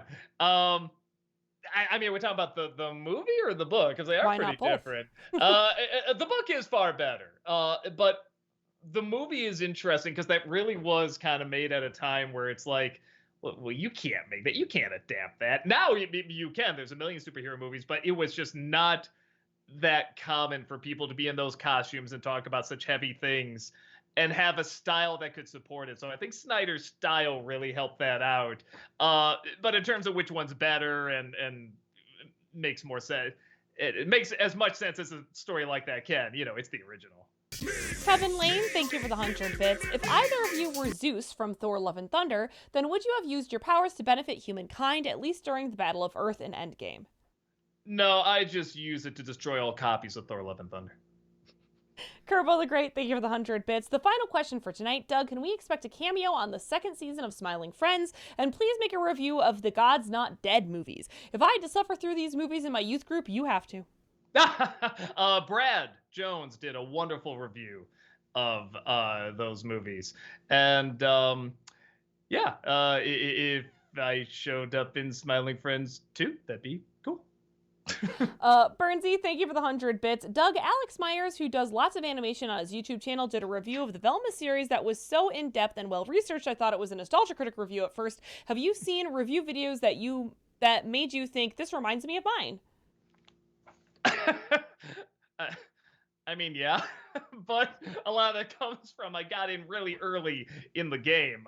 Even when I started, people are like, "You're doing the angry video game nerd thing," kind of thing. So I mean, I think it is just a style that kind of picked up, and it definitely.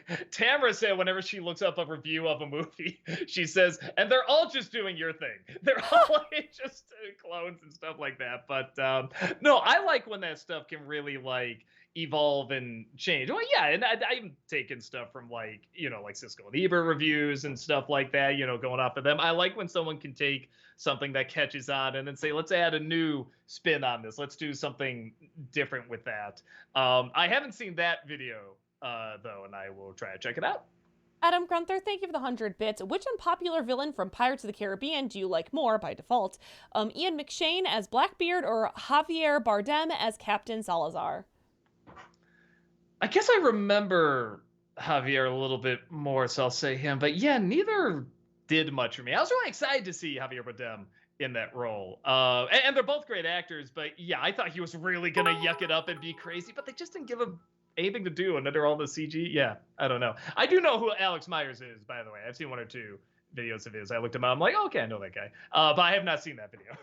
Adam Grunther, thank you for the 100 bits. What would you say is one of the great comic book movies besides Superman, Batman, and The Dark Knight? For me, I'd say Logan.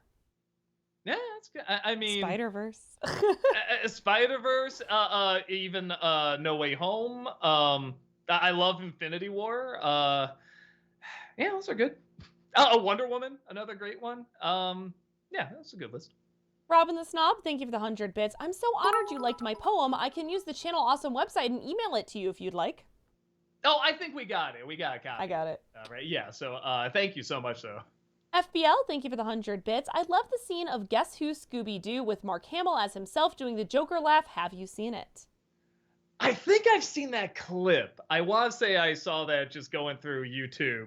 And I thought it was like fake, like, oh, Mark Hamill doing the Joker laugh at Scooby Doo. Yeah, sure. But he legit does it, apparently, in the episode. So that made me laugh. Kevin Lane, thank you for the 100 bits. I found the tragedy at the end of 12 Monkeys to be pointless. I mean, I don't want to spoil anything, but something really bad happens and it seems to have been for nothing.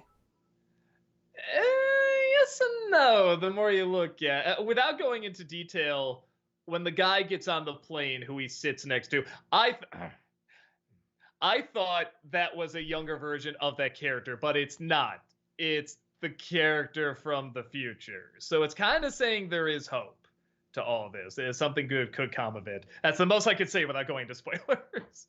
Honest reviewer, thank you for the 100 bits. First, Iron Man starts off serious and not too quippy. Oh, how times have changed, with the exception of Wakanda Forever for obvious reasons.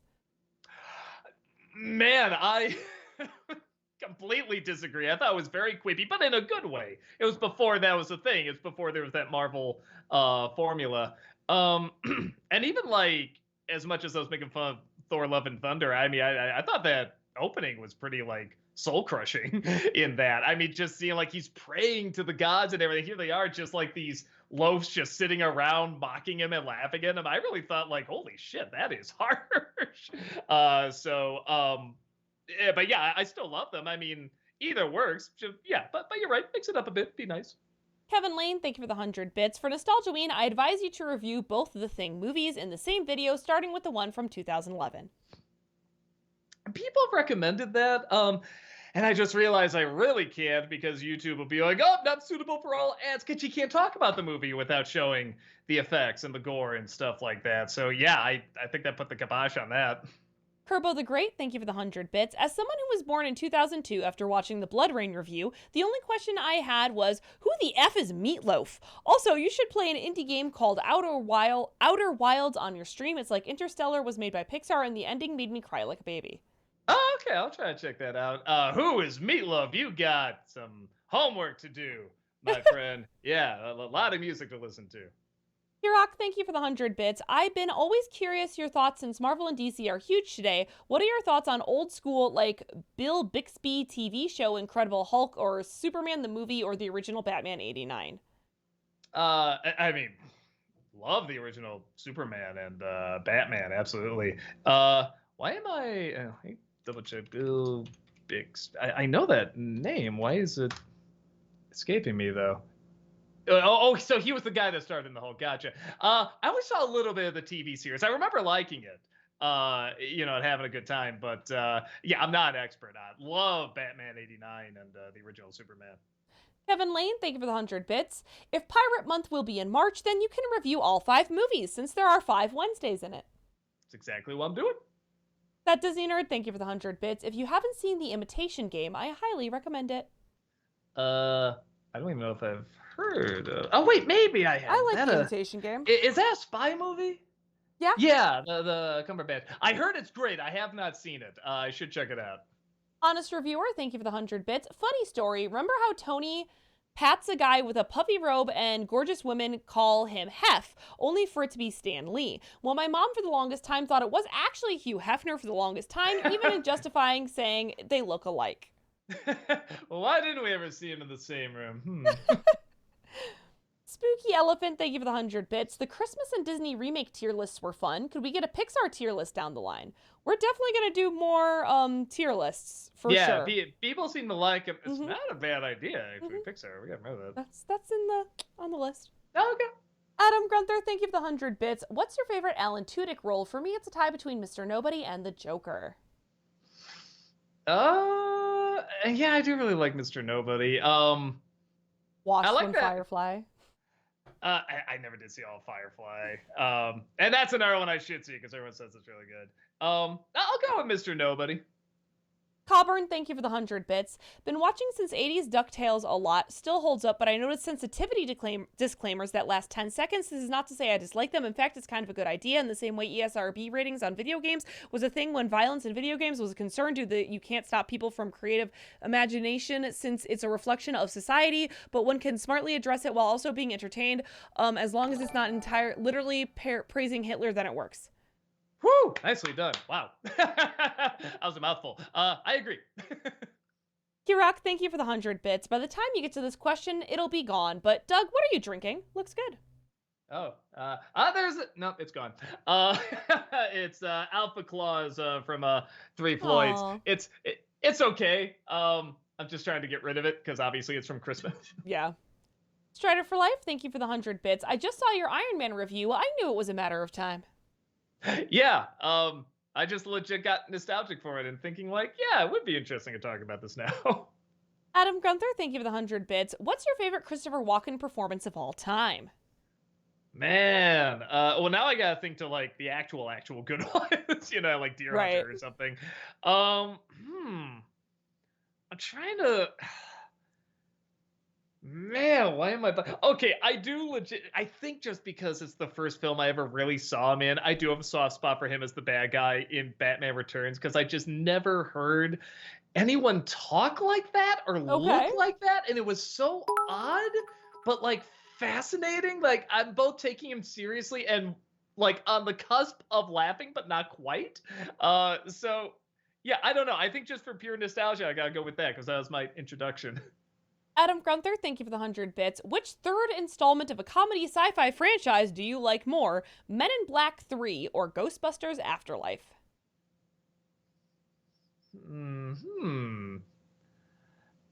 I'll go with Men in Black 3 because I had to think a little bit more outside the box and go a little stranger with it, and I like that. Where Afterlife, it's cool having the kids in there and stuff like that, but once you know that, it kind of goes the route you think it's gonna go. But I still like it. Adam Gunther, thank you for the 100 bits. Who is your favorite villain from Men in Black movies? For me, it's Jermaine Clement as Boris the Animal in Men in Black 3. His voice got a little on my nerve. He looked cool, but his voice got a little on my nerves. The one from 2 isn't bad. She just doesn't have much support. And I think just the acting from D'Onofrio in 1 is fun. The character's not interesting, but just his, bug performance is kind of enjoyable. Kevin Lane, thank you for the 100 bits. Have either of you seen the movie Iron Skies? The part I dislike the most would be the grilling the ambassador gets from the other delegates at the United Nations. I've only seen clips. I've never seen the whole movie. I hear it's a lot of fun. Strider for Life, thank you for the 100 bits. Remember when Hollywood rickrolled us when they made the Avengers movie back in 1998? Got us thinking it was a Marvel movie, but instead it was a cheesy spy movie. Well, I mean, it's based on a show, too, that was called that. I think I made that joke, too, when I reviewed the movie. I was like, so excited to talk about the Avengers. I'm like, oh, it's the shitty Uma Thurman one, goddammit. Jeppeth, thank you for the 100 bits. Doug, ages ago you ranked your top favorite and least favorite films separately. Ever thought about updating both lists? Maybe. I've thought about it because I know there'd be some new. I mean, like, number 1 is still, Garbage Pail Kids. But I'm sure some other ones have made it on there. I know Where the Wild Things Are would be on one of my favorites, and Molly's Game would be on there, too. But, yeah, the others, I don't know. I'd have to look at the list again. The Minnesota Superstars, thank you for the 100 bits. Hey Doug, have you thought of doing another video like Fox Kids and the Disney Afternoon? One would be amazing is PBS Kids and how it affect us as we grow up remembering these shows.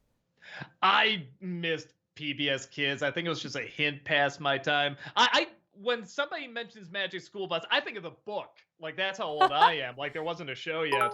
We'll probably do, in April or May, we'll do Kids WB, because so many people have asked for that one. And we'll get the group in there for that, because I definitely can't cover all of that. Adam Gunther, thank you for the 100 bits. What are your thoughts on Kite Man and Harley Quinn show? Hell yeah. Oh, he's great. Oh my God. Yeah. Again, I love when they just take these characters where it's like, who the hell is this guy? And they make them like kind of a major player. Yeah, no, I think he's very funny. Sailor Aaron, thank you for the 100 bits. Hey, Doug and Heather, sorry for being late to the chat. Had to get my whooping cough vaccine so I can hold my niece when she's born. Oh, that's so cool. It's Oh, I very hope that all important. goes great, man. Adam Grunther, thank you for the 100 bits. What are your thoughts on the second Jumanji movie with Danny DeVito? Is it better than Zathura?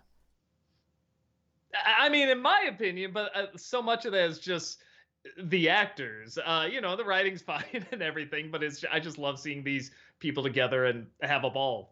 So yeah, I enjoyed it more, even though it's a pretty by the numbers sequel. Sailor Aaron, thank you for the 100 bits. And speaking of which, baby Alina will be coming much sooner than expected. My hope is she'll be born on March 2nd or 3rd. Oh yeah, fingers crossed, man. Adam Grunther, thank you for the 100 bits. What are your thoughts on King Shark and the Harley Quinn show? Now I'm trying to remember. That's right. See, I was immediately thinking of the Suicide Squad. I'm like, no, Harley Quinn show. It's a totally different Totally King different Shark. thing. Yeah. I like him. He's not one of my favorites. But I think he's a good character. Mumra, thank you for the 100 bits. Any chance you'll do Princess of Thieves with Keira Knightley for Disney December? It was a great ABC Channel Disney movie from the 90s that felt like a sequel to the Kevin Costner film, but Disneyfied. Never even heard of it. I'll try to check it out. Kevin Lane, thank you for the 150 bits. Professor Walker, Dr. Roos, we've made a remarkable discovery in our archaeological dig, and we brought it to you for inspection. We think it is a VCR. It's funny because I have like a DVD VCR player, like a combo. The DVD player part broke years ago, but the VCR part does still work. Oh, great. Kirok, thank you for the 100 bits. Hey, Doug, just curious, any plans on doing any more crossovers with AVGN? Nothing's planned. I mean, it's not like we haven't done enough, but yeah, it's always one of those things where it's like if one of us just gets an idea, like, oh my god, we gotta do this, we'll reach out. But yeah, like I said, we've done a lot of them. Nothing's jumping up yet, but we'll see down the line. Maybe something will. Kirok, thank you for the 100 bits. For that matter, any plans on doing any crossovers with Linkara? No, it's not in the cards. Most crossovers in general, I'm trying to kind of stay away from, and not that there's anything bad or anything. I just really want to do it with people that are close and I trust and stuff like that. So, yeah, it's always something where I'm like, I'm trying to focus more. Everything's telling me to go smaller with the reviews, and people seem to like that when I make it a little bit more personal, like, hey, it's just us in the room talking kind of thing. So, we'll still do like visuals and sketches and stuff like that, but yeah, most things, something about my gut's been telling me to go smaller, and people seem to be liking that too. Sailor Aaron, thank you for the 100 bits. The reason for March 2nd is that I finished rewatching the anime Erased, and the male and female protagonists, Satoru and Caillou, share the same birthday, March 2nd. March 3rd, I just think would be cool with the 3-3-23. Have you seen Erased, Doug? It's a good anime. Dub is great. My favorite VA, Ben Diskin, plays older Satoru. Definitely check it out on Netflix. It's only 12 episodes. Okay, no, I've never even heard of this. It looks good, though. Good animation, everything. I will try and check it out. FBL, thank you for the 100 bits. NC for Mars Needs Moms or Monsters vs. Aliens. Somebody brought that up earlier too. That's so funny. Monsters versus Aliens. No, I'm sorry. That was Cowboys versus Aliens. Monsters versus Aliens is the DreamWorks movie. I don't know if I could have much to say about. Like, it's okay. It's fine. I don't think I could do much of an NC review. And then what's the other one? Mars Needs Moms. Maybe. That's another one I have on the list because it is really, really bad. Alexander, thank you for the 100 bits. Personally, I thought the Flash trailer looked fun. The one thing it's obviously missing, though, is Ezra Miller doing their classic brunch routine. God, I'm trying to remember. That's right, in the Whedon cut. Oh my God. Yeah, that was...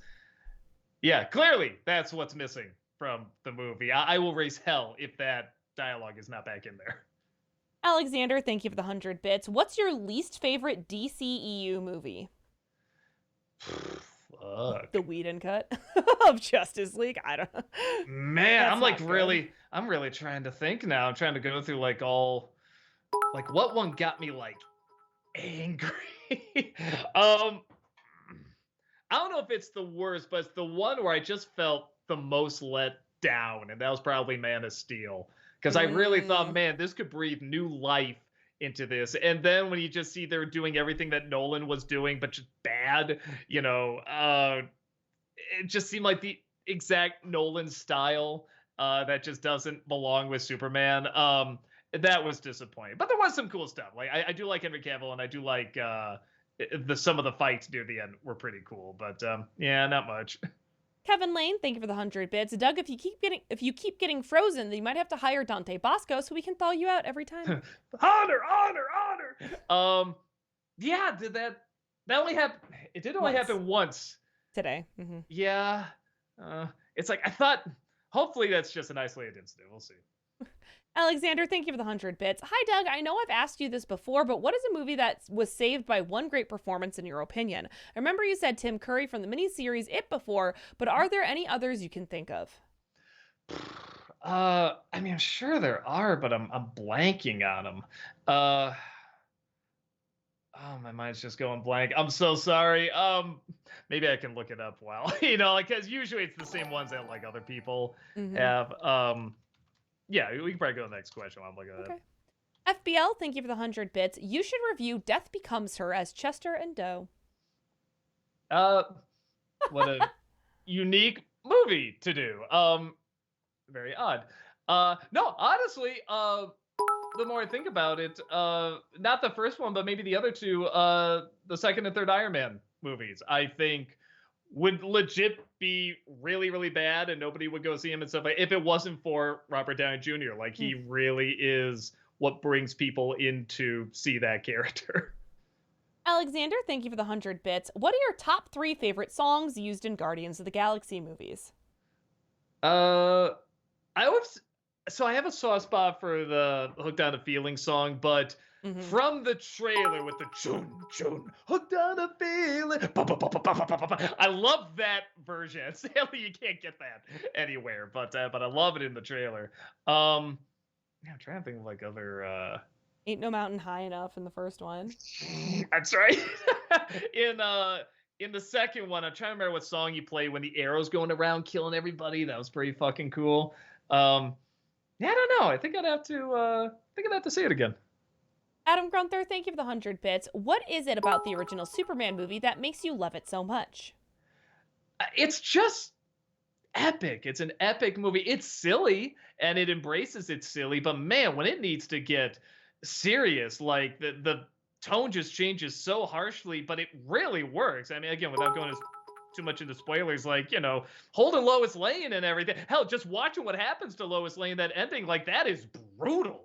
Like, I remember watching that as a kid, and my mom was like, don't show him this.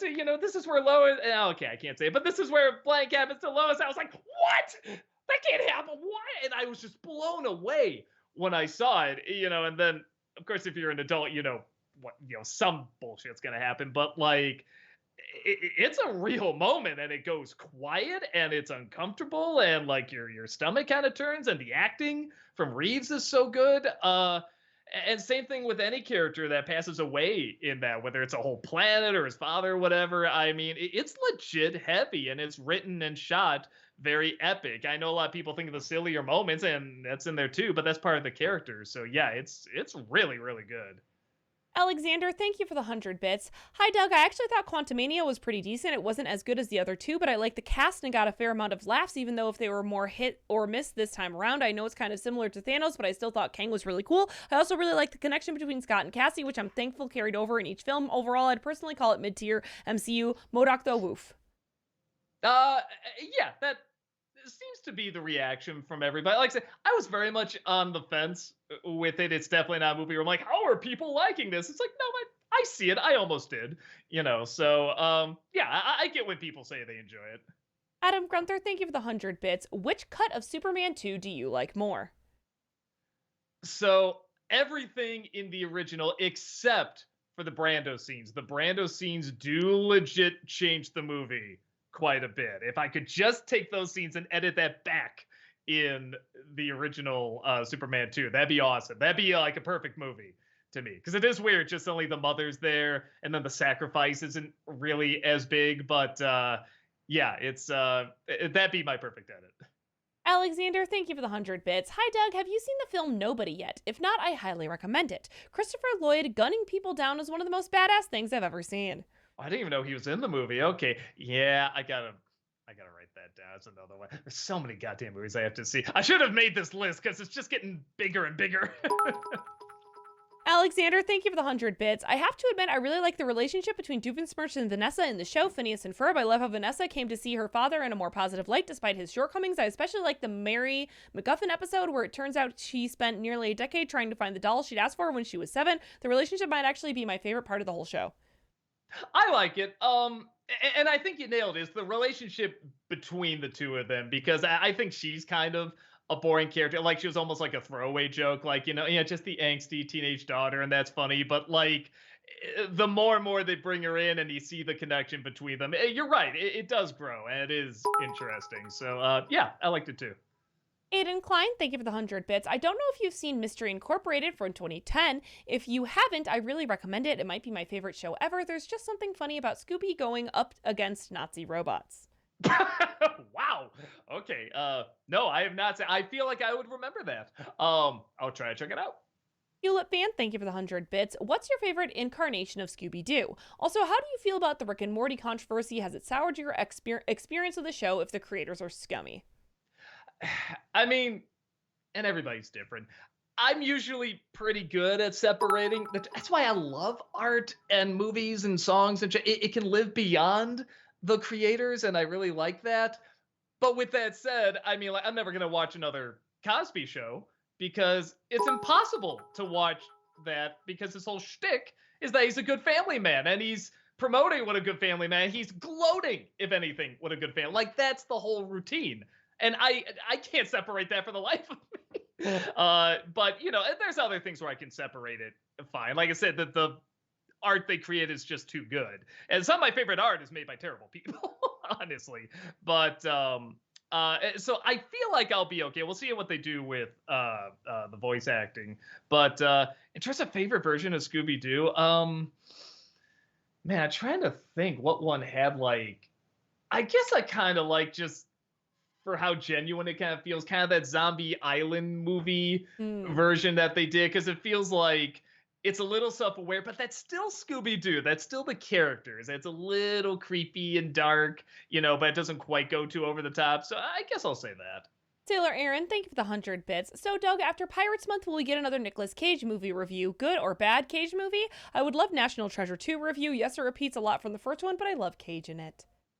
I agree. I actually like that movie fine. I totally agree. It repeats a lot, but you're right. That's another one where his charm really, really is what pulls that movie through.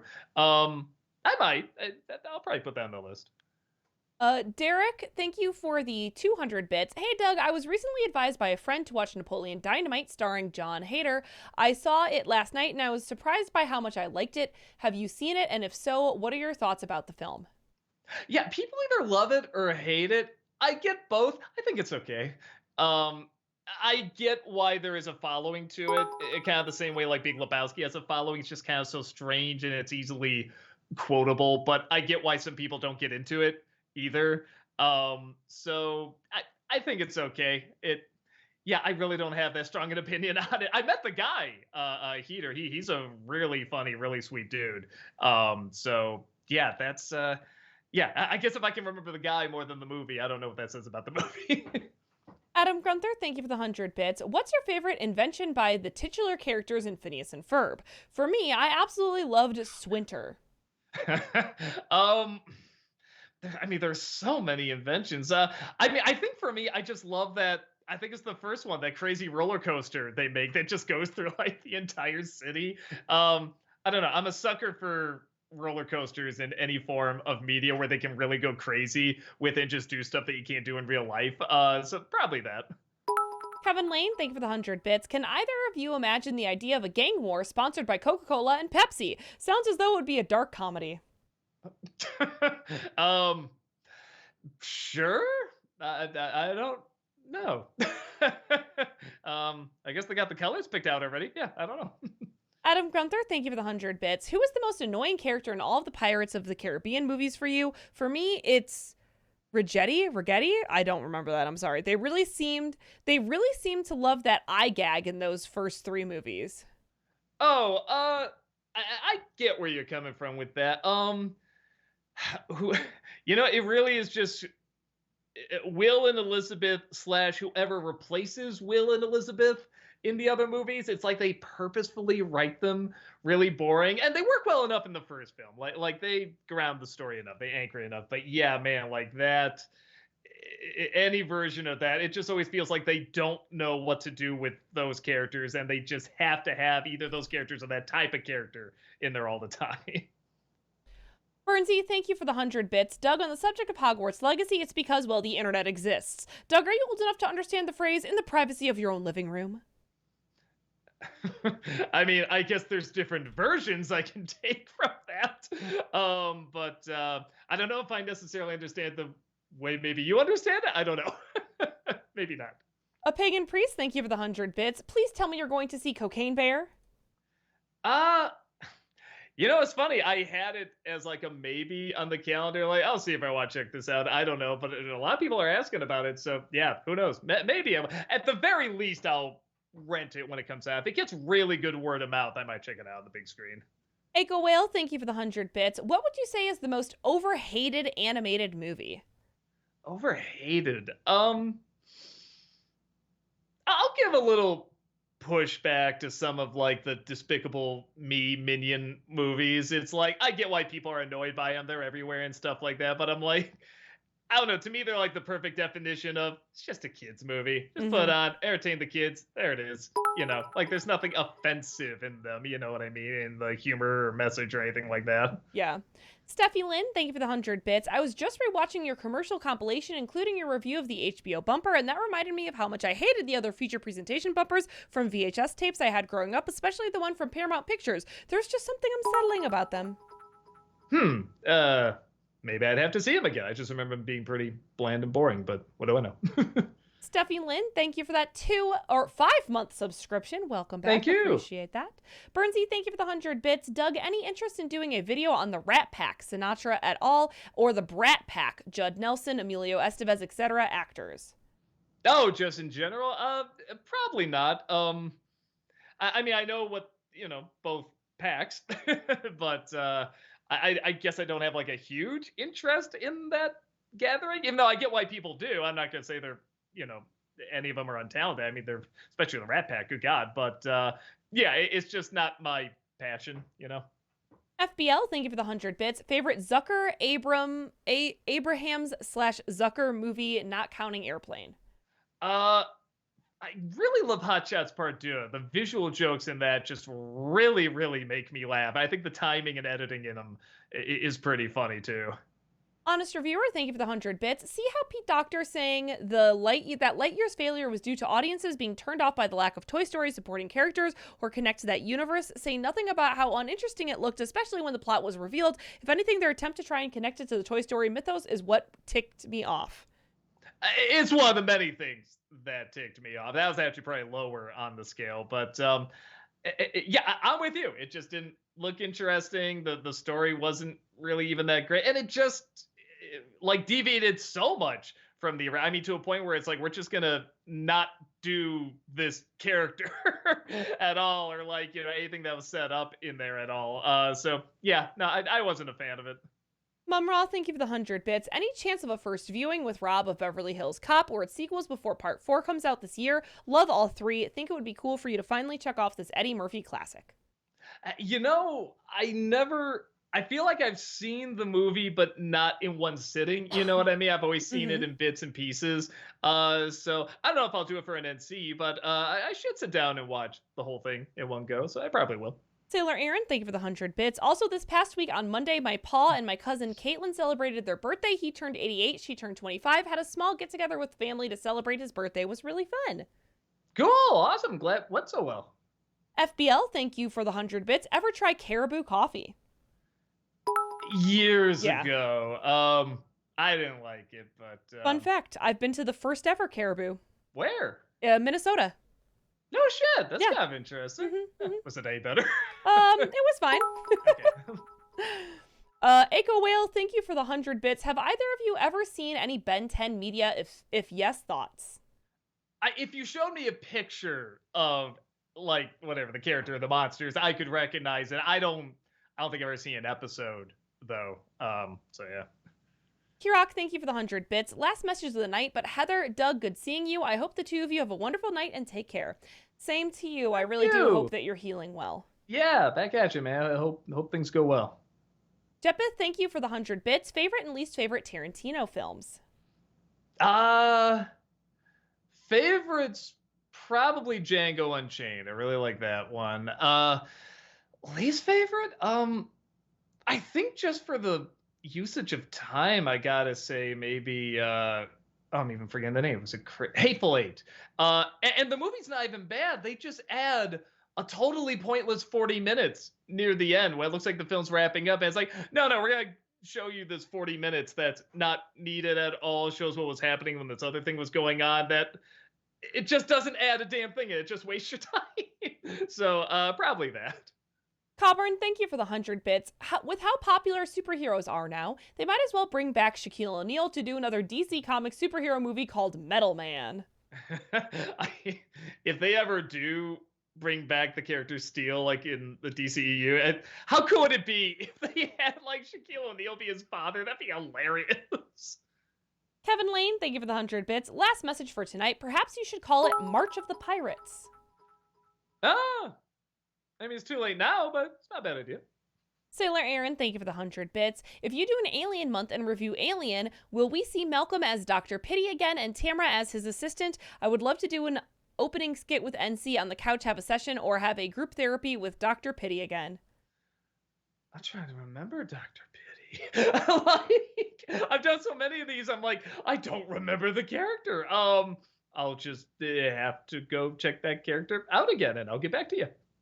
Rock, thank you for the 100 bits. Lying down listening to this, but Doug, Superman 2 ABC cut is the ultimate version. Good luck finding it, though. Oh, I did hear something about that. It was like the super rare edit that they had or something. Yeah, I believe you. I haven't seen it. Jeppeth, thank you for the 100 bits. First of all, hi, it's me, the guy who cosplayed as a Racerhead in Indiana a few years ago. So obvious I'm here to ask, favorite and least favorite Lynch movies? Man, I gotta go through all the Lynch. I do really like Eraserhead. Mulholland Drive is pretty cool. Yeah, I'd have to just. You know what? I really like The Straight Story. I was actually really surprised how much I liked it because it's the first film where I legit was not liking it all the way through, and then when it got to the end, I was like, "Holy shit!" That totally changed my opinion on the whole movie. I've never had a film do that, and that was spectacular. That was so cool. Least favorite? In a strange way, the same movie because it was so hard to get through, but I was glad I did. You know, that's a good answer. That's such a Lynch answer. But the answer to both favorite and least favorite is The Straight Story. That Disney Nerd, thank you for the 100 bits. Thoughts on Tom Hardy revealing that Venom 3 is currently in pre-production? Oh, okay. So he's. Oh wait, Tom Hardy said that. Yeah. Oh, I thought you said Tom Holland for a second. I was like, oh my god, like Spider-Man said. Oh, I mean, it's not a surprise. Yeah, I don't know. The others didn't do anything for me, so Alexander, thank you for the 100 bits. What's your favorite Christopher Lloyd performance aside from Doc Brown and Judge Doom? Man, you know, it wasn't very good, but it was very ambitious. There was this NBC miniseries on Alice in Wonderland, and he played the knight in there. Just sort of this not all there knight. And he played it really well. And I just remember so much of it was just based on how he was playing it. Like you could tell he was kind of spacey, but he was very passionate about it. And he kind of talked slow and moved slow, but he was just so excited to be, riding on a horse, saving damsels in distress and stuff. Like he just was so in it. I remember really liking that. Kenton Plays Stuff, thank you for the 100 bits. Hey, Doug and Heather, pretty exciting time for us Nintendo fans. A Pokemon Direct on Monday and the final Mario movie trailer on March 9th. Okay. It sounds weird, but like I'm already hyped enough with the Mario trailers. I feel like I don't need any more. I'm totally down for. I'm gonna see that movie. I'm gonna be excited to see it. Adam Grunther, thank you for the 100 bits. What did you think of Nicholas Holt's character in The Menu? Oh, I liked him. I mean, he's so good at playing that role. I mean, yes, he's good at playing any role, but I saw him in a show called The Great, and it's kind of a similar character. And yeah, I thought He played it wonderful. I don't know. He hasn't missed yet. Any role he acts in, he does very, very well. Hi, everybody. Say hi. There we go. Hi. Adam Grunther, thank you for the 100 bits. What's your all-time favorite Ralph Bakshi movie? Oh, American Pop, hands down. It's so good. And I feel bad because the opening has a really weird section. It's like really dramatic, but they made this weird choice where they put in the sound effect when this guy I think it's like Russians killing like these Jews, and they got sort of the rabbi outfits on and stuff, and it's just done like in this emotional way. But for whatever reason, when one of them gets killed, he actually has one of them go "Oi" like that. I'm like, what? That ruined everything. So everything else in the movie is spectacular, but that's literally like the opening scene. And I always try to tell people, no, it's like really, really good. I don't know why he made that choice. Exile, thank you for the 100 bits. When will you review the Corman version of Fantastic Four?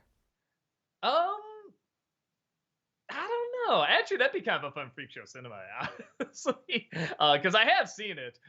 Honestly, out of the Fantastic Four movies, is probably the best one. And what does that say? But yeah, I don't know. At some point, I'll try and get around to it. Alexander, thank you for the 100 bits. What are your thoughts on the movie Ruthless People? Danny DeVito and Bette Midler are both outstanding in it. Oh, I loved it. It's a great idea. It's very funny. It's a very dark. I actually thought DeVito directed it because it was such a dark idea. But yeah, I really, really liked it. Kenton Play Stuff, thank you for the 100 bits. If you ever decide to review the B movie, the live action segments should obviously have Heather trying to stop you from talking about it, even going so far as to almost nuke the whole planet just to avoid the review. Maybe. I mean, if I ever do review the movie, I mean, I feel like I'd have to talk about like all the weird memes that come from it and stuff, or whatever, lame. Baby's first meme, that's always what I call, or baby's first troll, I think is what I always call it. But yeah, but I missed all that, so I feel like I'm still not qualified to talk about it. But I always have it on the list, like maybe I will, but I just feel like I'm not the man. I need someone that lived through it. It's me. Yeah. Adam Grunter, thank you for the 100 bits. Which Star Trek movie villain do you like more? Christopher Lloyd's character in Star Trek 3 or Christopher Plummer's character in Star Trek 6? Oh, Plummer. I mean, Lloyd's great as that character, but Plummer, the Shakespearean Klingon, it's like, oh, come on. He was born to play something that can't be. Drew, thank you for the 100 bits. If you remember a few weeks ago, I asked about a hypothetical Hotel Transylvania sequel focused on Dennis and Winnie and wanted to continue.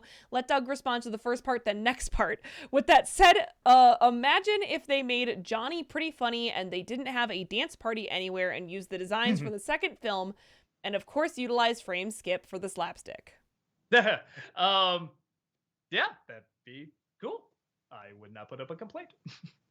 Kenton Play Stuff, thank you for the 100 bits. Doug, what are you most looking forward to in Batman Arkham Asylum? And Heather, what are you most looking forward to Doug doing in the game? I'm most looking forward to him just being all, F stealth, I'm Batman! Yeah, it's gonna happen. I think, just the visuals of it. I remember the game just the look of Arkham Asylum, everything was so cool, and the villains and everything. Yeah, those games are just so beautifully designed. And I'll admit, I'm looking forward to hearing Conroy as Batman again. Yeah. I think it's gonna hit a little different this time. It really will.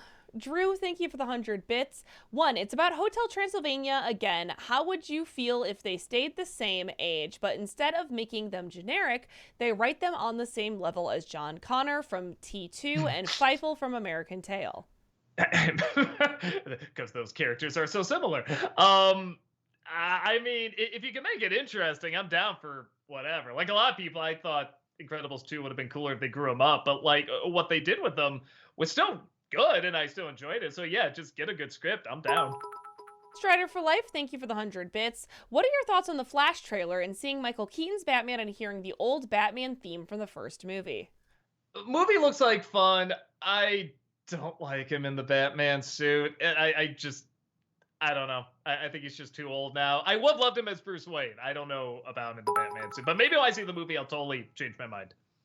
Mumra, thank you for the 100 bits. What's your favorite breakfast cereal from the 80s that you wish you could still buy and enjoy today? For me, it's Smurf Berry Crunch. Seems like every cartoon, movie, toy line, or game had a cereal back then. Why don't they do that as much anymore?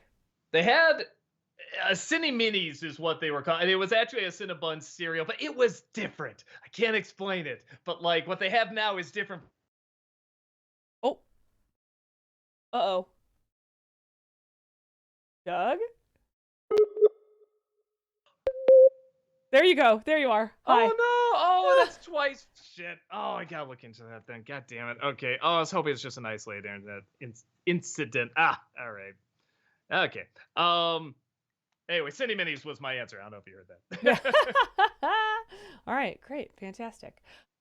We just have a couple of minutes for a couple of highlighted here. Alrighty. Sailor Aaron says, all right, guys, got one more day of work tomorrow. Then Friday and Saturday, I'm off to help finish my niece's nursery. So I gotta go. You guys have a wonderful night and a rest of the week. Thank you. Oh, thank you. Yeah, thanks for watching. Oliver Dreamwalker says, here's another dark Pokedex entry you might like. Drampa, the placid Pokemon. If a child it has made friends with is bullied, Drampa will find the bully's house and burn it to the ground. So there's that. Yeah. Matt Gamer says, so playing the Batman game, are you? Don't be surprised if he pulls out a Bat credit card. Ah, boom. There you go. There you go. Ramirez says, Looney Tunes or Tom and Jerry? And I am Iron Man. Looney Tunes, but it's close. I really do like Tom and Jerry. Steffi says, have you ever met Jim Cummings at a Comic-Con and then tried to do an impression of one of his characters like Darkwing Duck or Winnie the Pooh? I met him a couple times. He's really, really cool. He actually seeked me out at a booth. I think it was after I did the Balto review, and I did his wolf character as that was Sean Spicer. I think.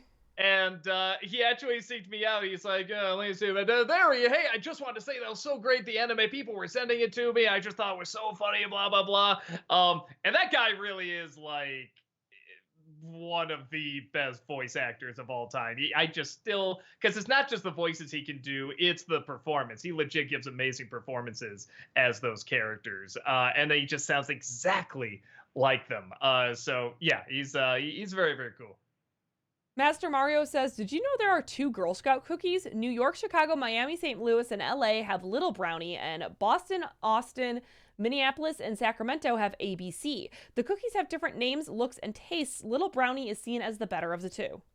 Oh, no, I did not know that. Good to know. Was not aware. Lord R. Wolfen says, NC on Man in the Iron Mask because 1, John Malkovich, and 2, I've never seen you talk about Leonardo DiCaprio. Also, good luck on Arkham Asylum, opposed to counter to how many shots anyone would take every time you say, I'm Batman! What, just me or Conroy in there? Does he actually say it a lot in the game, or are they just talking about me saying it? They're talking about you. Okay, well, I will definitely say it a lot then. Give you alcohol poisoning. I never seen Man in the Iron Man. If I'm gonna do a Leo movie, I feel like I gotta do like Titanic or something like that, because I got a lot of stuff I can say about that. But again, I never saw Man in the Iron Man, so maybe I should give it a chance. I know a guy says, Doug, Puss in Boots' Last Wish comes out on DVD on February 28th. Will you review it in April after Despicable Me movies? Despicable Me. I think the pirate movies is what you mean. Unless you somehow got Despicable Me from Pirate Month, which would be interesting. Yeah, I'll definitely review. I really, really want to talk about that movie. Okay, this is going to have to be the last one, Coburn. Thank you for the 100 bits. I'm surprised why the Heartless in Kingdom Hearts aren't just Beagle Boys, because it would be kind of hilarious to fight thousands of them. Admittedly so. Yes, that would look very funny. Okay, great. All right, everyone, thank you so much for joining us here today. We super appreciate you being here as usual. We do have content here 5 days a week, Monday through Friday. So come on back tomorrow. Tamara will be here Friday, as we have made mention a couple of times tonight. Doug will be beginning Arkham Asylum. Malcolm will also be here in the afternoon. So please come hang out. We always appreciate seeing you here. Have a wonderful rest of your evening, and we will see y'all later. Bye-bye. Bye. Goodbye. Goodbye. Goodbye.